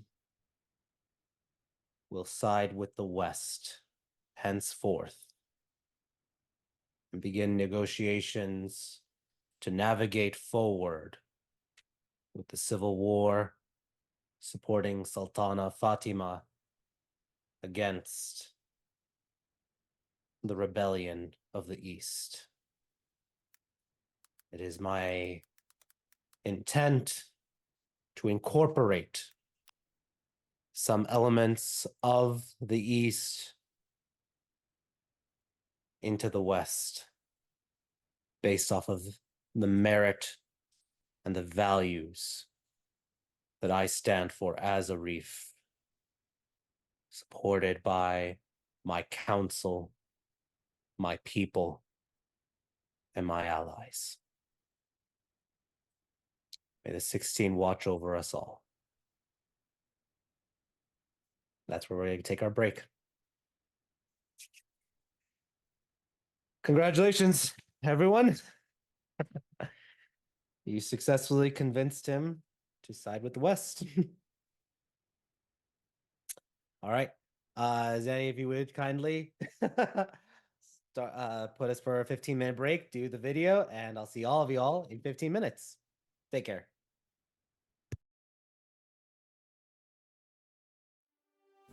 Welcome to Castles and Calamities. We're an American Dungeons & Dragons actual play web series, currently running 2 weekly games, one on Tuesdays and one on Thursdays. Our shows started streaming in August 2023, and have brought forward hundreds of episodes full of incredible story, memorable characters, complex NPCs, emotional role-playing, and exhilarating combat. We have lore, we have heroes, we have magic, love, and wit. So let's dive in with a little special insight video about Castles and Calamities. Join us as we tell you a bit about our journey, starting with first who we are. We've gained and lost people along the way, but the four of us you hear today are four of those who helped create Castles and Calamities and have been here since the beginning. Gassan. Brian. Tim. And Aaron. Over time, we've grown beyond the original four and currently have 9 players spread out across 2 campaigns. We are a group of friends who started playing during the pandemic. A lot of bad things happened in 2020, but one of the good things that came out of it was the popularization of online campaigns. Our first campaign together started in March of 2020 when several of the original players met through a campaign they found on a Facebook post. After that game began to fizzle out, we wanted to continue playing together and started our own campaigns. 2 of the founding members acted as dungeon masters, with Gassan starting what would become the Silver Age and Brian starting a campaign called Singers. They're sometimes playfully referred to as Order and Chaos, respectively, because of their contrasting playstyles. The Silver Age is a direct prequel to the current Tales of Tellos Steam Age, and was a campaign that took place in a fantasy setting inspired by Renaissance Europe, full of mystery and political intrigue, as a group of adventurers journeyed across kingdoms and plains to combat an evil group called the Harbingers. Singers was actually an acronym, which is how Acronymic Adventures got its start, and stood for the Sigil Investigation and Neutralization Garrison of the Extraplanar Rangers. It was a fun and chaotic campaign that had each player play 4 different characters that traveled to different worlds to combat evil. It's not a direct tie-in to the current campaign, but is only a slight crossover reference, as the world of Heptagonia was one of the many worlds that the Singers visited. As those campaigns came to their end, we realized we wanted to continue their stories and keep having fun together.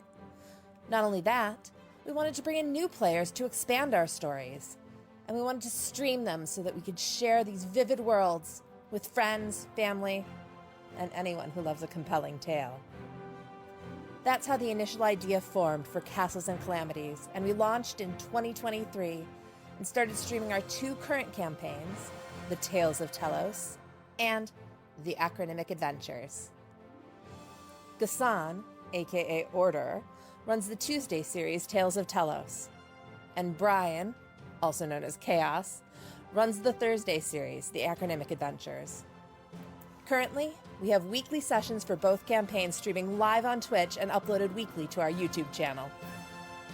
The Tales of Tellos is a collection of campaigns that takes place on the world of Tellos.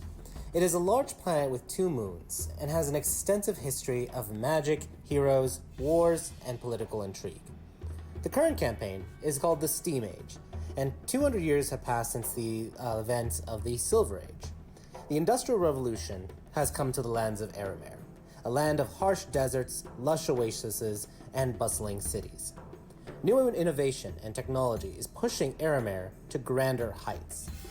But for all of Eremer's industry and magics, civil war threatens to tear apart the mystical lands of the Sultanate. Neighboring nations seek to steal her secrets, and an ancient enemy seeks to bring about the end of the world. This is a story of many stories, with heroes, criminals, and travelers helping determine the course of history.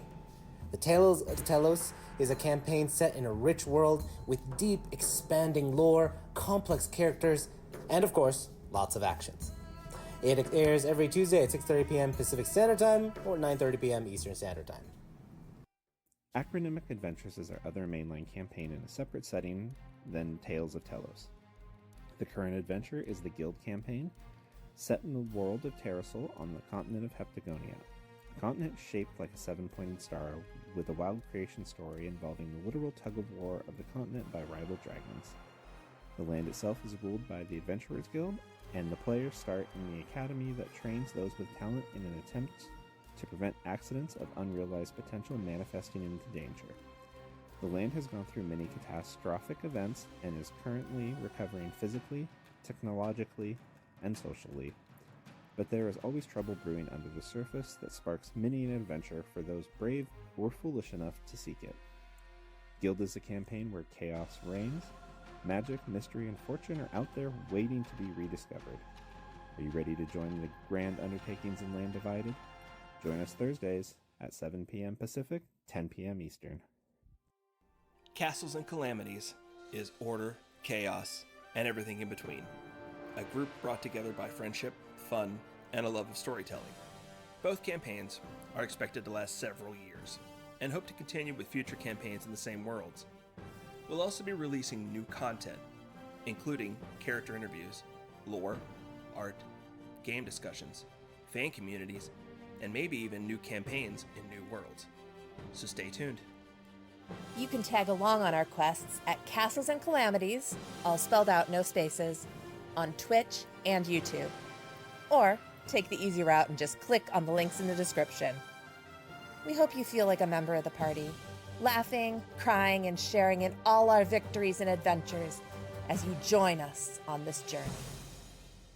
Welcome to Castles and Calamities.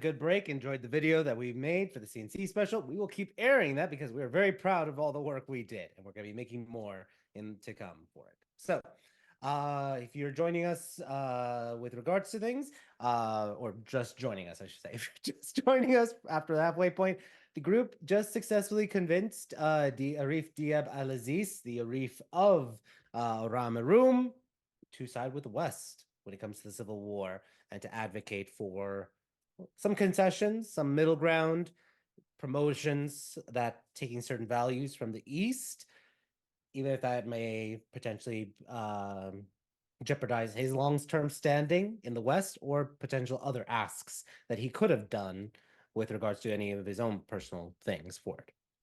But with that being said, we're going to fast forward and go into kind of like what the group is doing after their meeting, as Arif Diab is going to have to get in contact with the West, deal with a lot of the politics for it, basically negotiations from that angle going forward in order to officialize that change or that stance going forward with the West.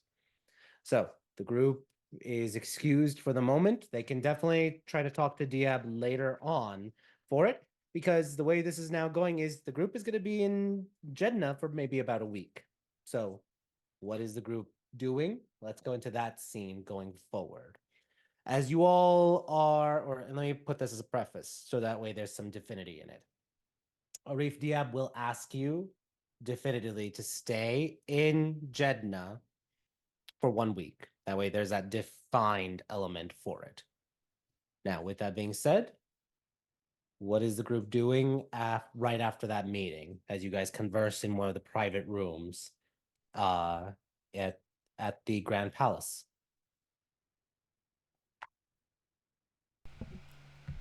Well, I think that went well. Yeah. Can't take the words out of my mouth. Yeah. Good job. Everybody did good. How in Jeddah do we have to stay? About around it. Like you could be in a ramen room. I mean, if we made a doorway here, could Alice go home? Yeah, I'll say that he just wants you guys relatively close by in case there's an emergency. So if you're able to... Wants us able to respond. Yeah, just in case anything happens. So if you're able Gotcha. to bamf back and forth, that's fine. Even taking a trip on a railway anywhere could be fine, as long as you're within like a day or less than a day coming back in case there's an emergency. So popping down to Vahat was fine. Exactly. Or going to Bavard, or even going into the desert, as long as you are able to come back on like a 24-hour notice, so to speak.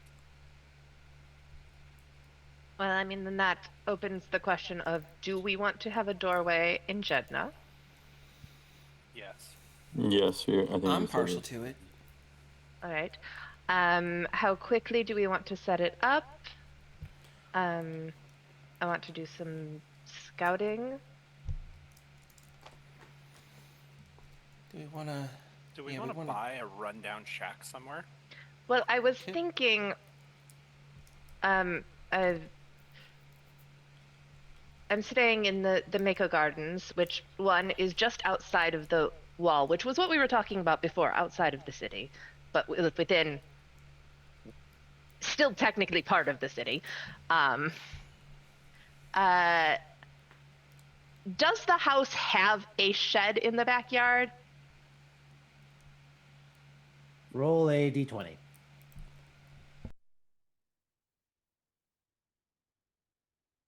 Yes. Yeah, there's a shed out back.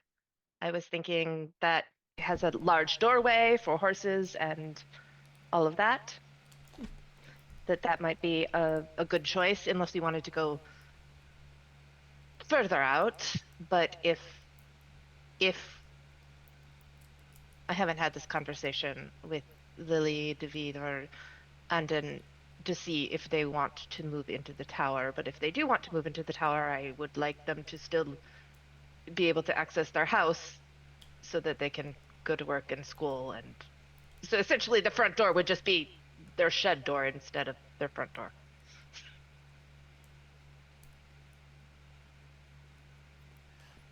but I'm Yeah. open to. I mean, I don't want to force anything on my opinions on anyone else. Oh no, that saves us the trouble of having to. I mean, as long as my thoughts on it are, as long as we will always have control of the property it's located on, we're fine. I mean, I think they're renting right now, but I'm sure that it's available if it becomes available to buy.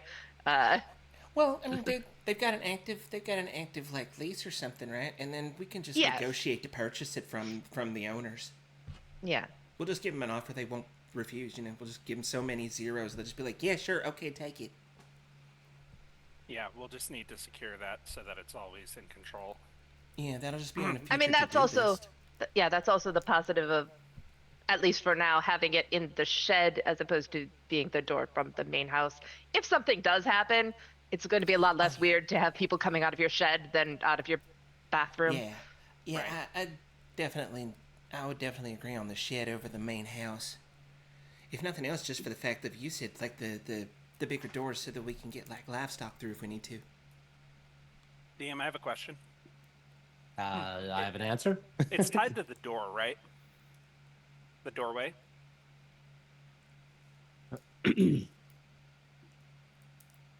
So I'm going to answer this with some stipulations.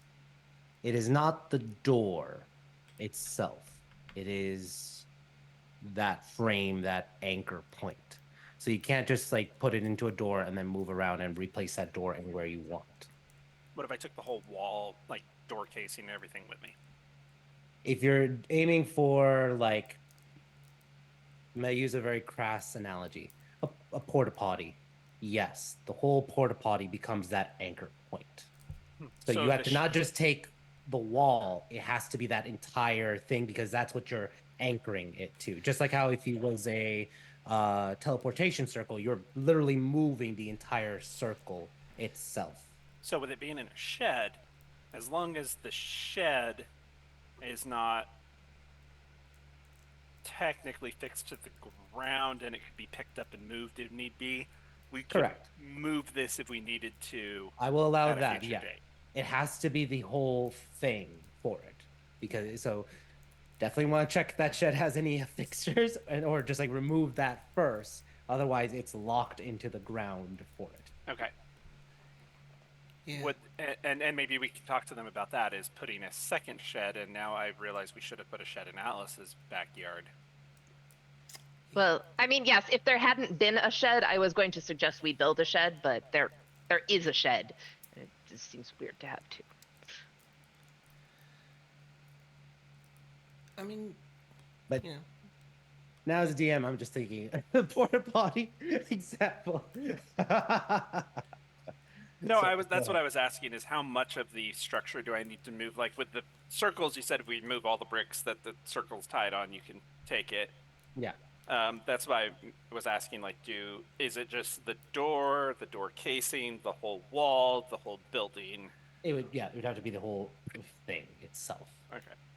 So like with Alice's, do we need to take her whole house, or would we just need to cut that room out?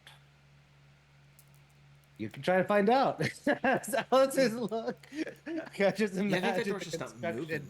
to remove, or to try first and remove the closet, and then to remove the entire floor. Alice, have you heard the ship in a bottle concept? I don't know how that involves you tearing down my house, but I don't agree. There's a spell called Magnificent Mansion. What if I turn your house into a portable Magnificent Mansion? oh, God. Portable. You want my house to be portable? I'm just saying, if the war gets bad and we have to move your house, we could just take your whole house. Technically, with magic, anything can happen. That's not how I that can't- works. No. Alice is trying to think of a solution or a counter and can't. Just no. Alice is trying to think of solutions. Zandy's trying to go, that's not how that works, but he's not wrong in this case. I mean, just overall, I mean, it was a new technology to us, but I I'm not sure that we made the wisest choice on third floor closet. Yeah. Oh, maybe we just have to take that floor. Right? No. Just shave off the entire house. No. I have fabricate. We can build you another one. I don't care. That's my house. You don't see me showing up the Black Sands estate going, let me just shave a little off the top. Do you know how many times pieces of our house have just disappeared into a void and we've just put them back? I don't want to know. It's one of those things that, like, if I had a copper for every time it happened, I would have more than... I wouldn't be rich, but I'd have more than one copper. Which is weird when you think about it, because it happens. Yeah. Right. It's not like I wouldn't... You couldn't build a family fortune on it, but you'd have more than one copper. But you'd make enough to live off of. Yeah. Or at least go to a nice dinner. Yeah. You're more than welcome to ask Bruce next time we're in Zarek, but no. Challenge accepted. I will just note that the metaphysics of that is way beyond what you and I can do right now.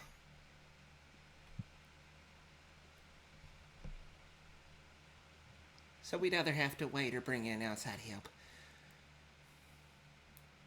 Zanny, we'll figure it out. Oh, we're plenty smart enough. We'll figure it out. It's just... that's a whole house. DM, I would like to create a new spell called House in a Bottle. We'll see. Workshop that. Because Magnificent Mansion is at least 7th level spell. Uh-huh. But with that being But- said, oh, go ahead. No, I can wait. Okay. So is the group deciding that yes, we're going to officially create a second doorway in the shed once we've confirmed that that shed is not affixed to the ground? I mean, that is the plan right now, but we're going to scope it out. And related to that, I wanted to ask first this evening, Lily and David have a show every 5th day. I'm going. Wanted to see if any of you were interested.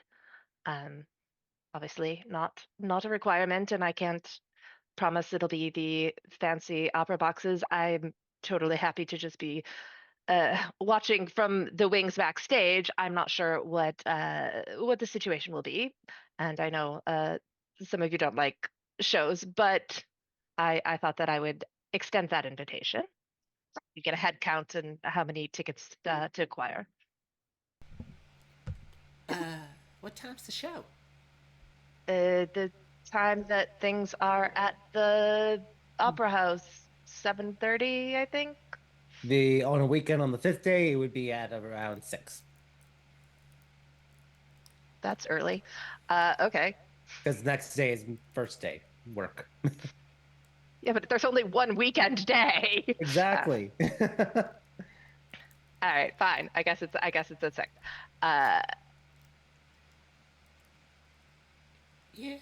Yeah, I think I could do that. Yeah. I had some things I needed that I wanted to start up since we're going to be here for a little bit, but it can wait till the morning. Well, then before you make a commitment to one thing, I have a second social engagement invitation. In case you don't want to go to both. The 16th is the holiday, and my birthday. So I was going to invite you all to dinner, games, cake, that sort of nothing fancy. Just scope out the shed. Well, that's one way to do it. I mean, of course. Of course I'm coming for your birthday. How old are you going to be, darling? I thought we don't ask that question. Coming from you, Yeah, yes, I that's even know actually probably. I even know don't ask us. I don't know what you're talking about, Zanny.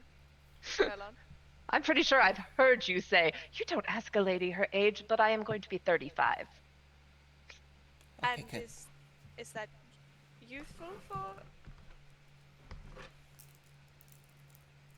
I know what they're called. Devilkin. Devilkin, yeah. I'm like, My tongue was like dragon, not a dragon, because the dragon. horns. It's the Yes, horns. it's the Alice, winds. Alice, they age like we do. So yes, very youthful, darling. You don't look a day over 34. Well, I'm currently not a day over 34. I thought you were turning 35. You're many days over 34. Technically, I'm still 34 Oh my until god. tomorrow. No, but okay. Like, no, That's because not how calendars work. Why do you all keep assuming you know how things work? Right? I'm like, wait, no. You are that age for the entire year. Girl math, got it. Girl, that. Tell that to my bones, girl. I'm 118. Tell that to these things. I mean, look at this thing.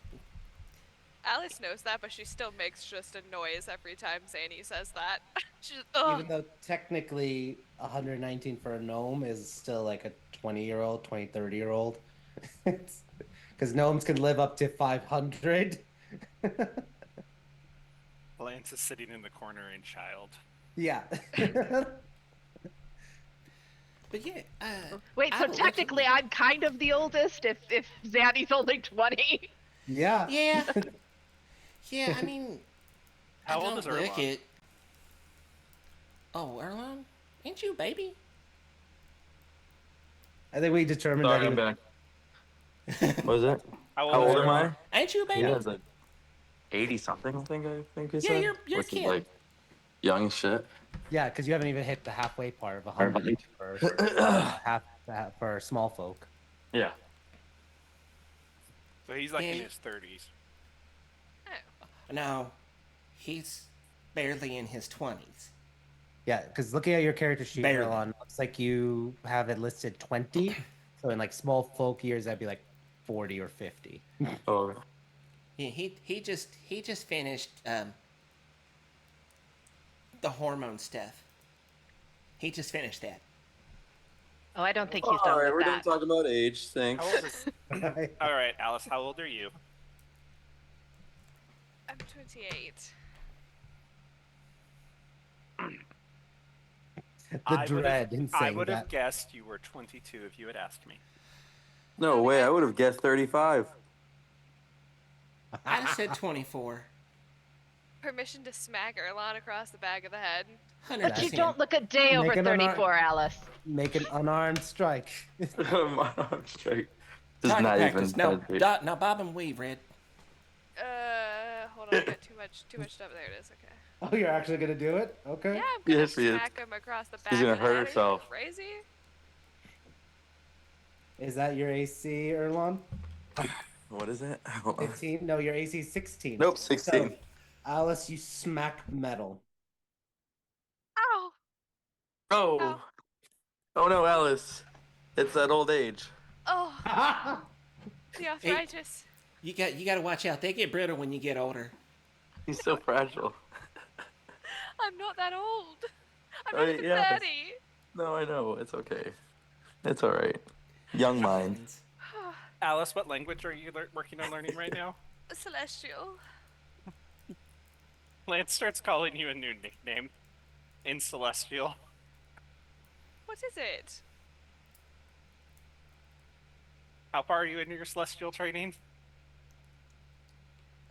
I think we established she's still beginner level. Like, not like brand new, but it's broken at this point because she's been able to use the speed read spell. Lance Have starts an calling you Big Sister in.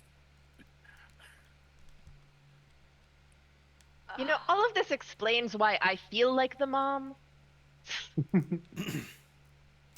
Yeah. So Tell me about it. for Anyways, what was the head count for tonight and tomorrow?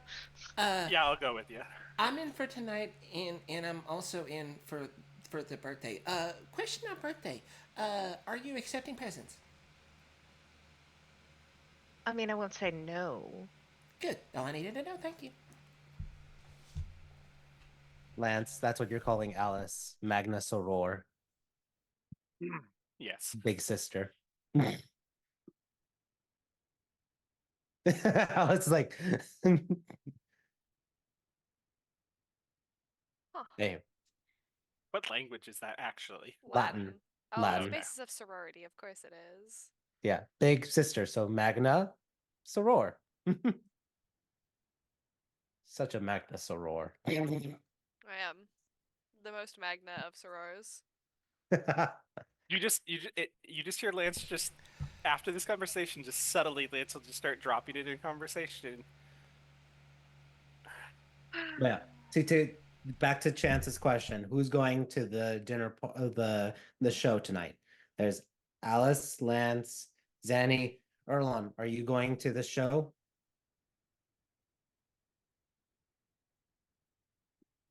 If you're talking, you're on mute, by the way. He's dead. Okay, we're gonna I mean, we do know he hated the opera house. yeah, yeah. Erlon is so mad about the opera house he stormed out of the room.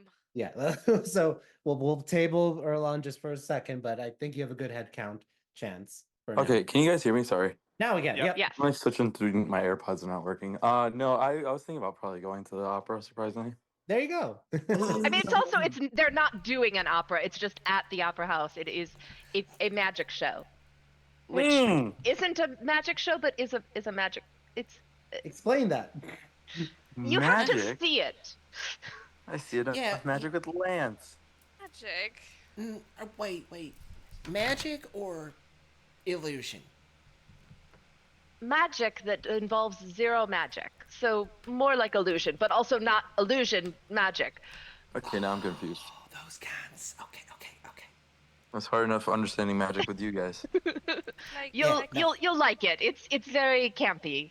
I want to go Finish twice that as and much. whatnot. I want to go twice as less. Just imagine, like, in a world of magic, when you say, "Oh yeah, it's illusions," you're like, "What?" Yes, not illusion magic. Yeah. I mean illusion magic, but not just trust me. That's what I said. Okay. Try to explain Those it. things. Awesome. Zanny, sorry to add to your, well, I mean, it might not add to your list, but did you get a chance to talk to Ashara? That's also tonight. Oh. I'm very shit. busy. No, I haven't. I will. I mean, all it is a send-in spell, and then, I have a chance for it to not break the planar barrier. But that's all it is. Right, because I do plan to do that as soon That's as it tonight. turns tomorrow. Got you. Yes. I will go let her know right now. Like, right now. All right. All right, Thank Zan, are you casting sending right now? Yeah, I'll just take a few steps away and just start casting sending, and I'm targeting Ashara. Okay. Roll a d100. And Knowing Zanny, 12. or just Oh. 100. Just 100. Now, I was just thinking, oh, do I want to do up or down for it? Because it's a 5% chance to fail. Yeah. It'll be the down one. So with a 100 guaranteed, what's your message to Ashara?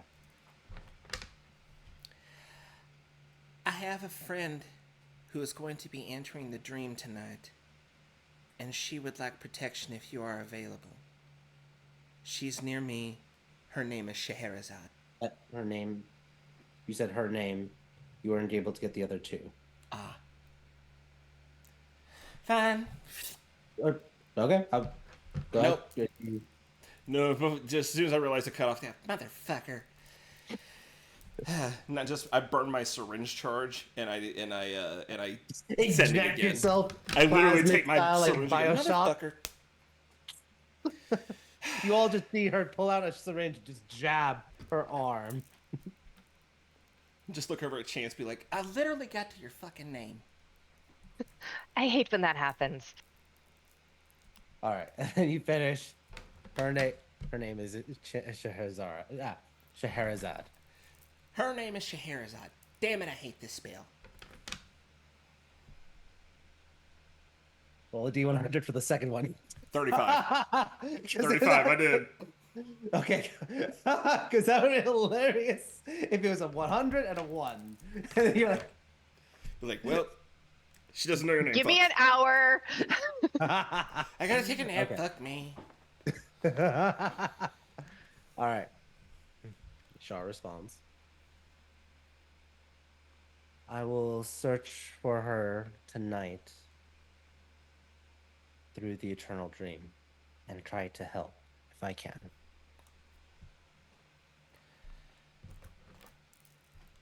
All right. That was about as easy as I expected. Yeah, she's got you covered as much as she will be able to from her end. All right. I mean, that's the best we can offer, and doing it on the holiday, that's the other protection. I suppose I could do it at a temple, sleep it. I mean, I guess I'm not really sleeping. I'm meditating. If you want, I could babysit you a little bit with some protection from possession. In case someone tries to take you over while you're over there. And I suppose that's whatever protections we have are good. I would be able to, it's one of those things, I'd be able to keep it going on you, but I would have to stay with you wherever you are that night, because I'd have to hit you every few hours and then take a nap to get you another few hours. But I could. I mean, you did say you wanted to anyways, so Yeah, I'm definitely. I'd feel a lot better if I was there, just in case something did happen. very well. I just want you to come back, you. You know. We got baby. Aw. Oh, Camden. All right. Lance, you were gone for 20 seconds. And then he comes back with a baby. I found this. Put it back. Put it back. No No, more interns unless they're over the age of 18. I'm gonna start this one early. All right. Start Well, he's trading taking them your young. name. You have the hag baby, or another hag baby. There's a ton of hag babies waiting for homes. Is that the hag baby? Did you teleport the hag That's baby? just took it from Timosh. Her name is Aurelia, by the way. You can't just call her the hag baby. Yeah. Well, I was talking about all of the hag babies. I know, Zanny said the hag baby. The Yeah, head. no, she's checking me, and she's right. I just walked outside and saw this one and just picked it up. Somebody's going to be looking for it. Go put it back. Put it back. Put it back. Anyway. Anyway, that's for everyone who's out there. That is Lance's real life kid. So- No, he picked an actual Just one picked up it up. from No, outside. this is a kidnapping. And what we'll say is that this scene didn't. Thank God for the clarification. Thank God. Hey, yeah. Anywho, back to the back to DM story, or back to the story. I'm also going to write a note inviting Diab and his daughter to my birthday if they're not busy with a war and they want to come. Diab may send his daughter, but Diab is absolutely going to be busy because he has to deal with basically negotiations nonstop until the holiday, and then he has Well, the holiday. it is the holiday. Yeah, this is right now the 15th. Yeah, I wasn't talking about inviting him to the show. I was talking Oh, about okay. inviting him to my birthday on the holiday because I thought he Gotcha. might be off on the holiday, Yeah, gotcha. at least to come to dinner. We'll see. I'll roll for it, and yeah, because absolutely the 15th he is dealing with all the negotiations. Awesome. All right. Any other conversations as a group that we are having?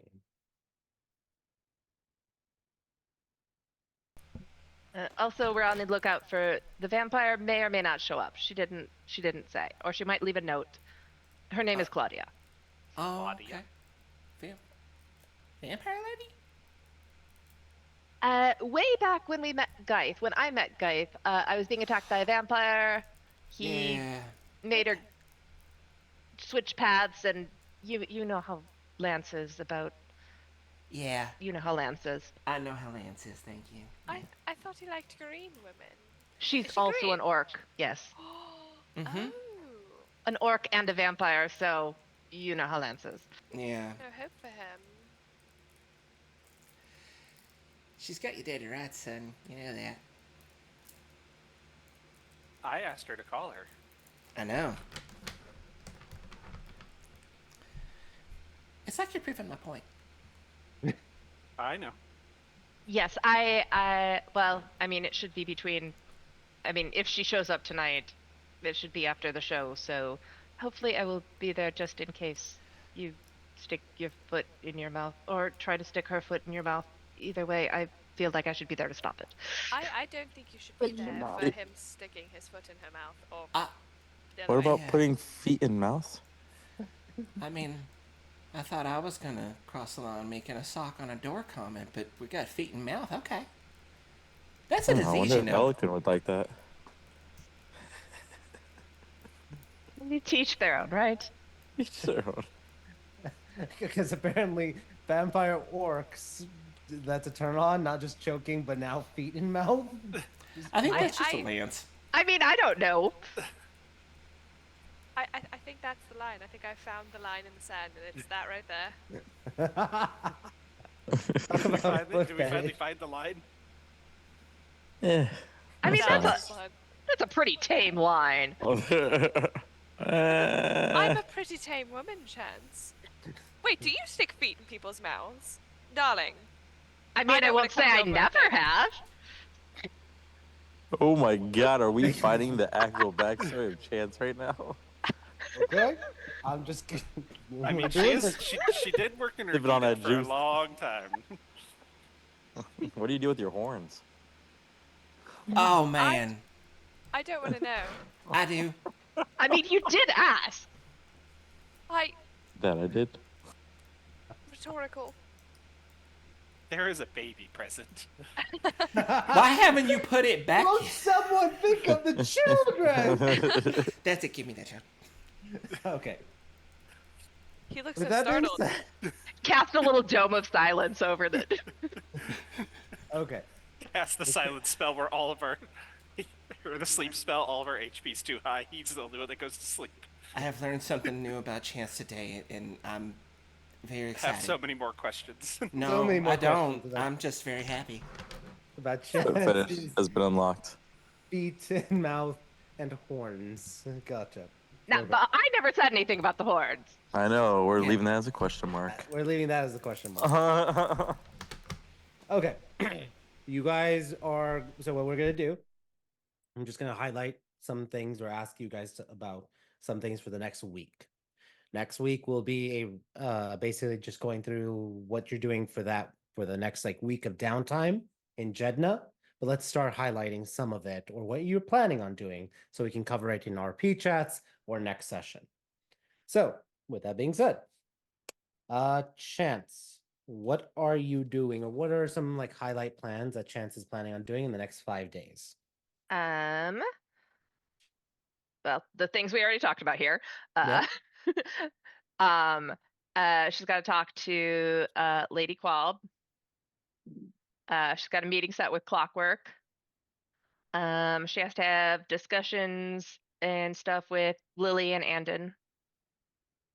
And then miscellaneous stuff after that. All right. Also hanging out with Cool. anybody who wants to hang out. Yep. Cool. All right. I'm just writing that down. So lots of busy. Chance is gonna be very busy the next few days, but Chance has, I mean, her journal entry was a list. yeah, basically. Awesome. Lance, what is Lance doing in the next 5 days in Jeddah? Lance is going to the things that we discussed here. Yep. If the vampire shows up, he'll have that conversation. He's got to go talk to Jahar about. He said he had some work for us to take care of. Yep. And Lance will go get that work, and if anybody wants to go help Lance, we'll go knock off some of that work real quick. So here's a question. This could be for you, Lance, solo, or you can invite the team. But Johar would like some help with dealing with some of the apes, one of the gangs, smaller gangs that's here in Jeddah. Would you want to try to do that by yourself or try to enlist the group for it? Lance will let the others know that's what he's gonna do. If anybody wants to go with him, they can. Otherwise, he's gonna go do it by himself. If you all trust Lance to go fight gang wars by himself, that's fine. You just have to say, do you trust Lance to go to Chance? And she'll be like, no, where are we No. going? You don't have to get to the words to go for Zanny to go. Do you trust Lance? No. Okay, so we're gonna do that next session, with a potential warrant that Lance can initiate and enter, and see how that goes. But with the group watching, He's waiting for his bottle to finish cooking. That's why he keeps looking over there. Gotcha. All right, so that's what you're gonna do, and then other miscellaneous things. And Cool. then he's gonna spend the rest of his time hunting people off this list. Great. So the bounties. Yeah. Okay. Um. Is there a specific person you're trying to aim on the bounties?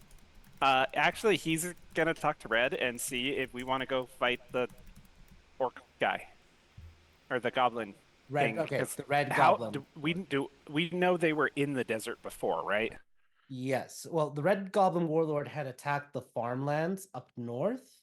That was Okay. the last time he struck. So this would be a question of, is he going to strike the same place again, or is he in the deserts? But this is a local bounty. Okay. It's not one of the big regional ones. Correct. Okay. Then Lance is gonna take orange and red and go hunt them Sounds down. good. Sounds good. Right. If Red's up to that, so Yeah. Okay, that's a 20,000 silver bounty. So, all right. Let's go to Erlon. You're gonna also be hunting the Red Goblin Warlord with Yep. with Orange. Lance and Orange. Are you also wanting to do any other of the bounties, or do you want to do some Skender's Guild quests? So I was gonna check up with Scanner's Guild. Was one thing I was gonna do, and then also, probably bring Orange to the big brown bear gym. Brown Bear Gym is in Timosh. No, fuck. Which one's this one then? That's here. There's one that's There is here. no official gym. Oh in fuck, Jeddah. that's lame.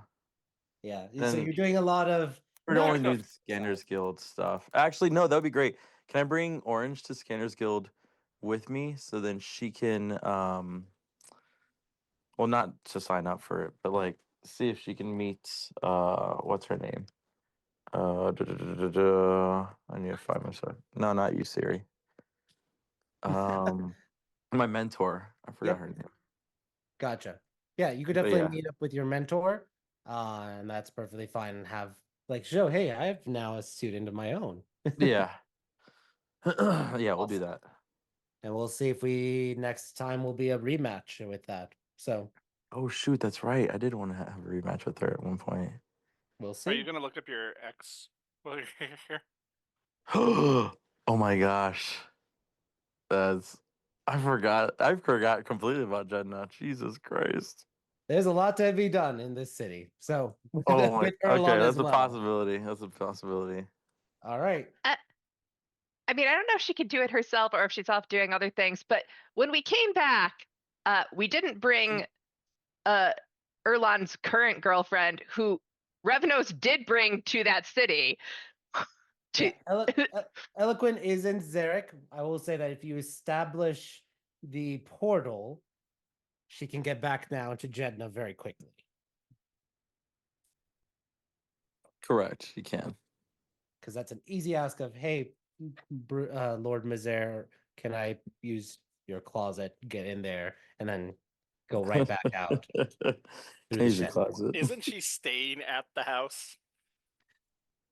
You know, I didn't establish that. I think she'll be staying at the hotel, but she could very easily go over to the Mizer mansion. I We're would still doing assume RP. Alice Still would doing have been RP. like, of course you could stay at my house. Would Alice have allowed Eloquent to stay? Yes, as Of long course as she would. Erlon's not there. What? That is not okay. I remember Look, way back in the day, you were offering everything if I would be with Eloquin. okay, look. The problem is after that conversation we just had with Chance, with the feet and the horns, I don't know if I want to Ah. do that in my household. Alice, you know damn well that Erlon doesn't do anything like that. He just sleeps with escorts. Yes. Of course, of course. Full of sarcasm. All right, and her name was Rilla. Rilla, yeah. Her name was Got your Rilla. next name, your ex's name. That was the escort. Oh, wait. Didn't Lance, wasn't he talking? He hasn't talked to her in months. Yeah, she Oh, probably You yeah, did haven't it. talked to her. So we'll see what happens. Okay. Okay. There's a lot. Remember, we're gonna be doing some RP in game, out of the game before and after the game session. This We'll is see why we what don't go back to old towns. happens. All right. Cool. Zanny. Well, wait, before that, Erlon, because I know you were absent last session. I'll ask Yeah. you now. Are you planning on getting a tattoo? Still up in the air. Still up in the air? Okay. Then Yeah, we'll because do I that. think it's gonna be more meaningful aspect for that one. Gotcha. Eloquent in the ruby. God damn you know. Okay. Zanny, what is Zanny doing in her time in Jedna for 1 week? So she has gone into like priority list training mode. In the morning, she's grabbing Alice for morning training, doing physical training with her. In the evening, if Red's available, she's gonna grab him and do some like mental like wellness training basically. Like Well, that's have- right. We did want to start doing that. Yeah, I'm gonna start just whenever Red's free, try to grab him for a little while and do some work with him. I'm trying to strengthen his mental resolve, and then Yeah, he's my everything Snape. else. Go ahead. I just said you're my Snape and I'm Harry Potter. Good reference. Occlumency training. Yes. We will find your animal.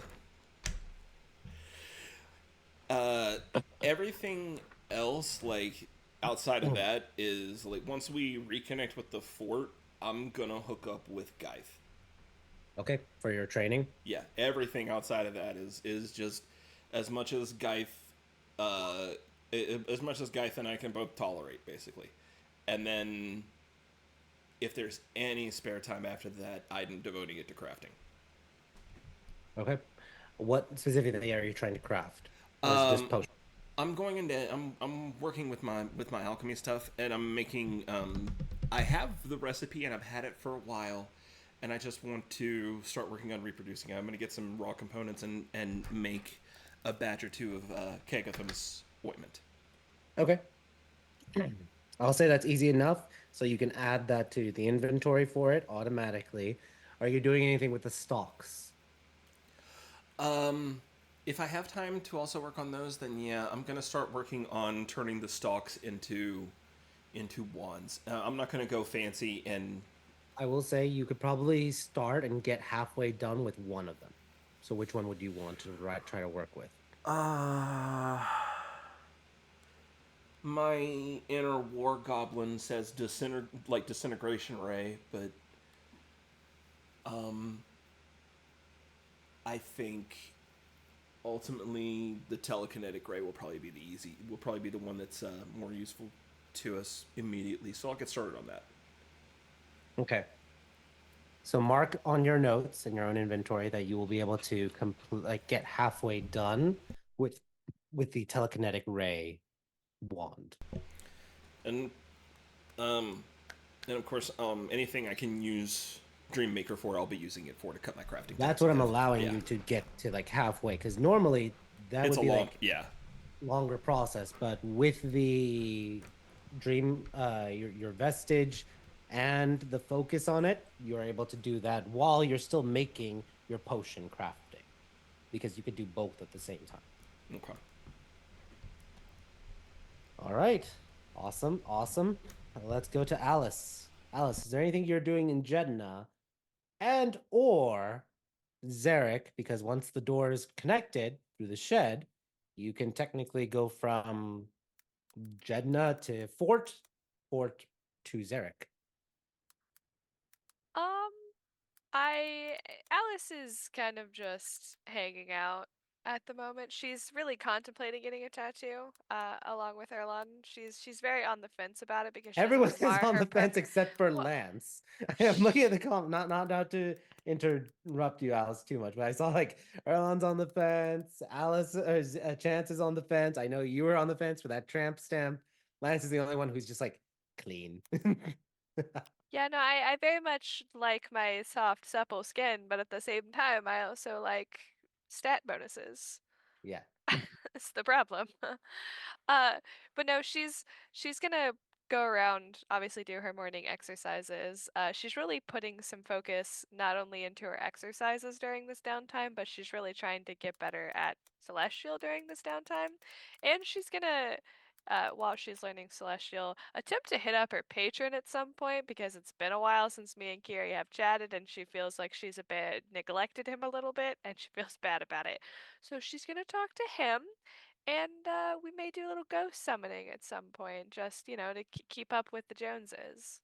All right. Sounds good. Yeah, no, just very generic, nothing specifically important type stuff. I am hanging out some in Zarek just to hang out in Zarek. That's fine. So I'll say for those who are doing training, calculate your hours, however many hours you need to in order to try to increase certain stats if you want through natural training, you are able to do so. But otherwise, does anyone want to mention anything else they are planning on doing before we wrap up for the evening? I'll get a tattoo too. Okay, are you official, or is Lance just thinking? Yeah, how much are they? Well, it depends. What does Lance want? He's gonna get an intelligence tattoo on his arm. So that's gonna be, I believe, and I'll officially say it, but like I believe it's 22,000 silver. But let me confirm that. Give me one sec.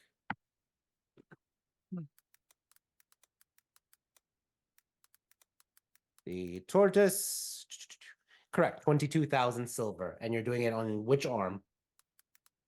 On his right arm. Forearm, right here. On the forearm, lower, Forearm. that, right there, yeah. Gotcha. All right. And I'll get a design later. Okay.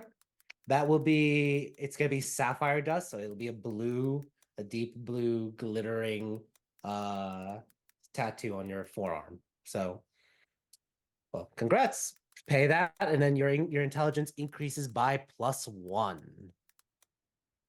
So congrats. The commitment. I love it. All right. Lance, tattoo. Lance now has a +15 to Arcana checks. And you're not even level 20 yet. God. Alice is at the point where she's like, if Erlon goes, I'll go. That's the peer pressure. Yeah. Fuck. Yeah. Alice is like, I really want that tramp stamp, but I can't go alone. Lance, Yes, by the pretty way, much. do the con save to see if you passed out during. Fine, we'll do it. We'll do it. Erlon, Alice. you hussy. Lance, you You're are the one with the perfectly tramp fine. stamp. Shut Do up. not. Yeah, I don't think Erlon's also getting a tramp stamp, although I would love to see that. Wow. Joke's on. No. One sec, guys. Lance, you're able to get it without passing out. It's perfectly fine, and you're no issues. All right. Back to the tramp stamps. So, I Alice, took tramp stamps. Erlon, and Chance, because I know the three of you are on the fence still-ish. Are all three of you getting tramp stamps? The three of us. Zanny's Yes. getting a tramp stamp? No. Chance, Alice, and Erlon. I'm still on the fence, and I wasn't going to get a tramp stamp either way. So you three are on the fence still. So do you decide yes or no? Yes. Okay. So we got Erlon's going. Yes. That's Alice is going. Come on, Chant. Would you go with them in that scene? You can get one of feet. Probably not. No. I'm sorry, what was your answer, Chance? I said probably not. No. Oh. Would you go with Lance when he got his done? I mean, if you were going alone, I don't want anybody to go alone, but I'm not getting it done while I'm there with anybody. So Where are you getting this to? That's what I was thinking. I need to buy supplies first and then see where my money is at. This is supplies. It is, but Priorities.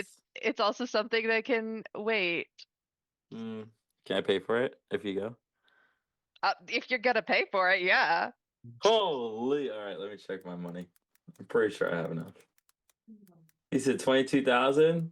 That's if you're getting the stat increase, yes. You getting stat increase? Yes. Oh, okay. Go. You can't be a cheap date, huh? That is the cheap one. It's 50 if it's Resistant. resistant. But no, I'm not just getting a tattoo that's non-magical. Right? Oh, heavens! She's not. Oh God! All right, fine. You don't have to. No. This is well worth the silver. Tramp stamps for all. No That's tramp a- stamps. Well, I Oh. mean, maybe one tramp stamp for Alice. I don't know what her line's doing, Are but you not gonna for get me. a tail stamp? Are you gonna get a tail tattoo? No. Also, no. Actually, She's I like, might later if that's an option, but not currently. No. Jesus. Okay. Let's go around. Alice, what tattoo are you getting? Officially. The charisma one. Okay. Ooh. And yeah. you're getting that, and where officially are you getting it at? It I will has rem- to be. It legitimately has to be a tramp stamp because she does wear dresses that have somewhat of a low back occasionally, so it has to be like tramp stamp territory. That is up to you. You can get it on the neck. It's an aquamarine dust. I'm not The going ne- to get a tattoo where it's visible, darling. Okay, I'm just saying it could be neck, face, forearm, back, or chest. Visible, if you visible, want- visible, not visible, visible. And it's the back. Yes. No, it has to be hidden by my clothing. All right, Alice, you get the tattoo, and I do it have to go to the is bank first. okay. You go to the bank. Convince Erlon to buy yours too. Whoa! You didn't convince me, Chance. So it's a- Alon, are you buying tattoos for everybody? You know what? If I'm the one that's buying tattoos for everybody, you can get one that's temporary. Oh, well, okay. Temporary like your love, apparently. Well, then Oh you can see if my! you like a tramp stamp, I guess. It's not about liking it. I don't want one at all. I just want the benefits from it. your character would Alice's character not meta wise would she even get it then? Yes. Okay. That's As why long she's as it's getting a it. cutesy butterfly.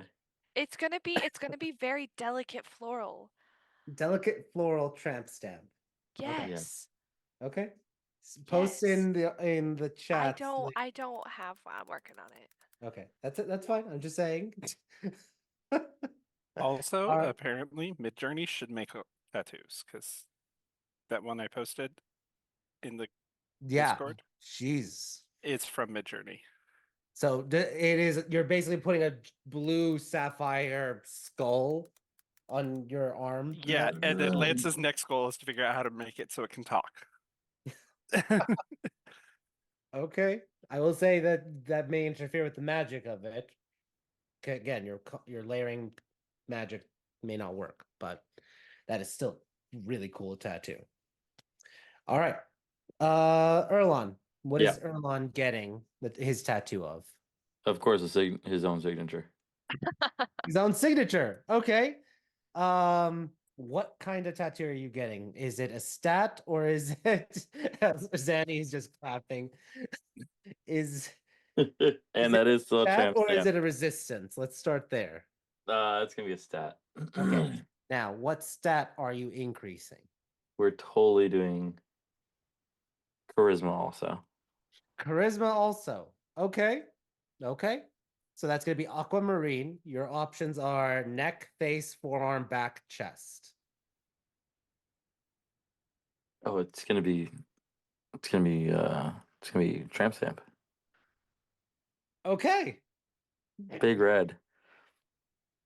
Big red, aquamarine, signature. Wait, hold on actually. Wait, stat wise, I don't even actually care about which one's red. Ruby, strength. God, of course it is.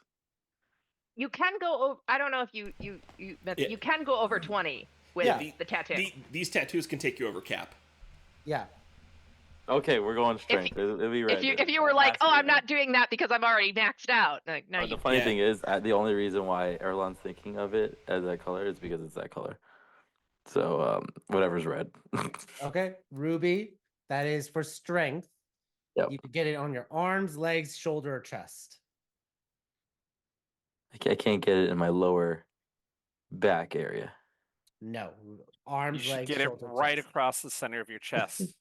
Just Big Yeah, red. I guess so. Or just your arm, like arms. Like no, big just red. full No. chest piece. All chest, big red.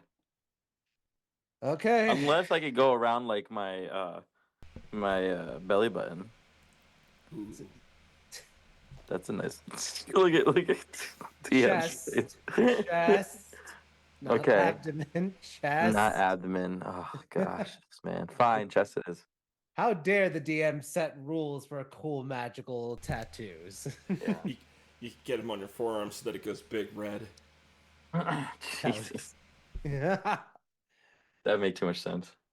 So all right, big red, ruby, chest, signature tattoo. Yep. Alice, roll a Constitution saving throw for me, please. Delightful. Did you see the one I posted, by the way? Yeah. Yeah, it's off to the side a little bit, He though. So it's said, not full "Woo." tramp stamp. It's slightly off to the side towards her hip. Gotcha.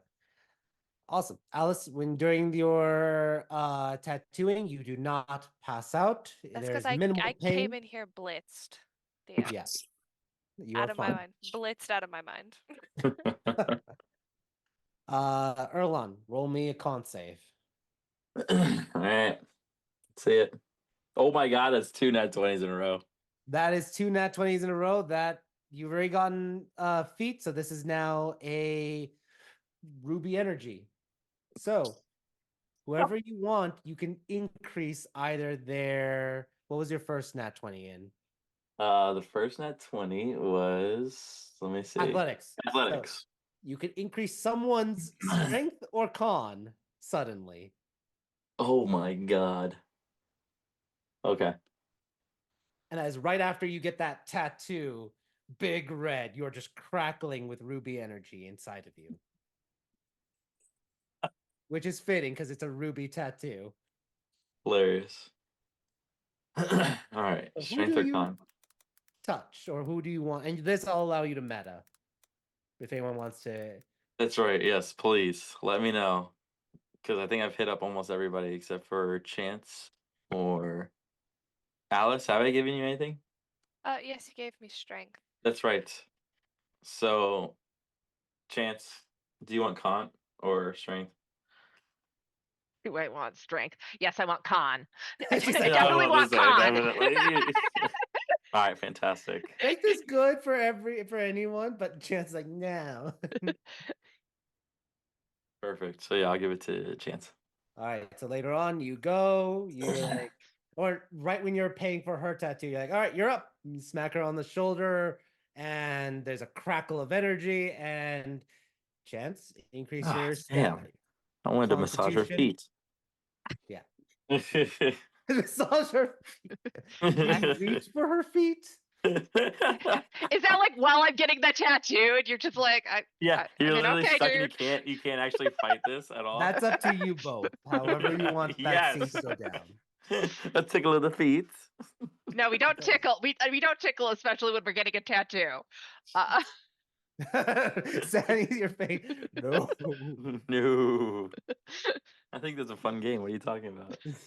All right. So Chance is getting her tattoo, and Erlon touches her foot, and there's a crackle of ruby energy runs up Chance's body, and her con increases by Raise +1. up my legs. Whew, this episode. All right. From politics, deep issues to foot fetishes and Tramp stamps. tattoos. Okay. The Yes. duality of man. The duality. We're fully Okay. fleshed, three-dimensional people. We care about politics, but we also want to have good-looking ink on our bodies. Okay. We do. Yes, exactly. I guess on one of my trips back to Zarek, Bruce is also going to find out that I have a tattoo, so add that Oh to my the list God. of things. Okay. So much RP. Okay. So much RP. So we have Zanny with a phoenix tattoo of a sapphire on her back. We Oh, I have didn't realize it was a phoenix. That's dope. Yeah, Lance has a skull tattoo on his right forearm, also sapphire. We have Big Red with his signature on his chest, Big Red in ruby for strength. We have a tramp stamp for Alice on made out of aquamarine for charisma. I didn't mean Chance, to do that. what stat or what type of tattoo? I believe it is stat. What stat are you getting? Charisma. All right, that is aquamarine as well. You have your option of neck, face, forearm, back, chest. So she's gonna. I haven't found a good picture of exactly what I want. But You can get Big Red. no, that's not what I wanted. I have in my mind what I want. Damn. Thank you. But it'll be close to. All right, close to this, but this is this is only one side, and also it's not close to this at all. But she'd get, how we have the poems written in Arabic, Yep. like in shapes. Yeah, the calligraphy of it. Yeah. So she'd have one of her poems. Okay, why are we not opening copy image? There we go.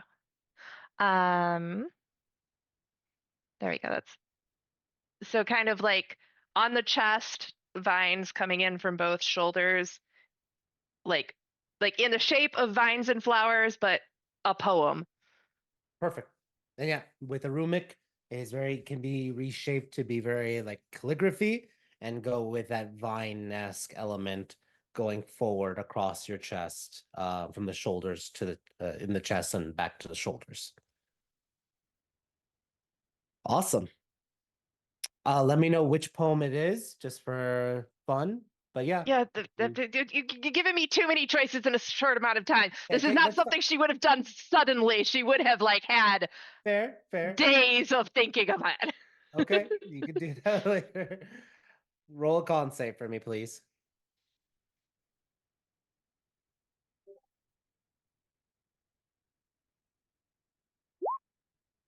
You do cry a lot and it hurts. You don't pass out, but you definitely are crying as it's happening throughout it all, and you are very sore right afterwards. But after 24 hours, it is perfectly fine, no pain whatsoever, and no smudges. On that note, let me just write that down. All right. We got 2 aquamarines, a ruby, and 2 sapphires, all in various places. So we're going to end our session there for a fun time.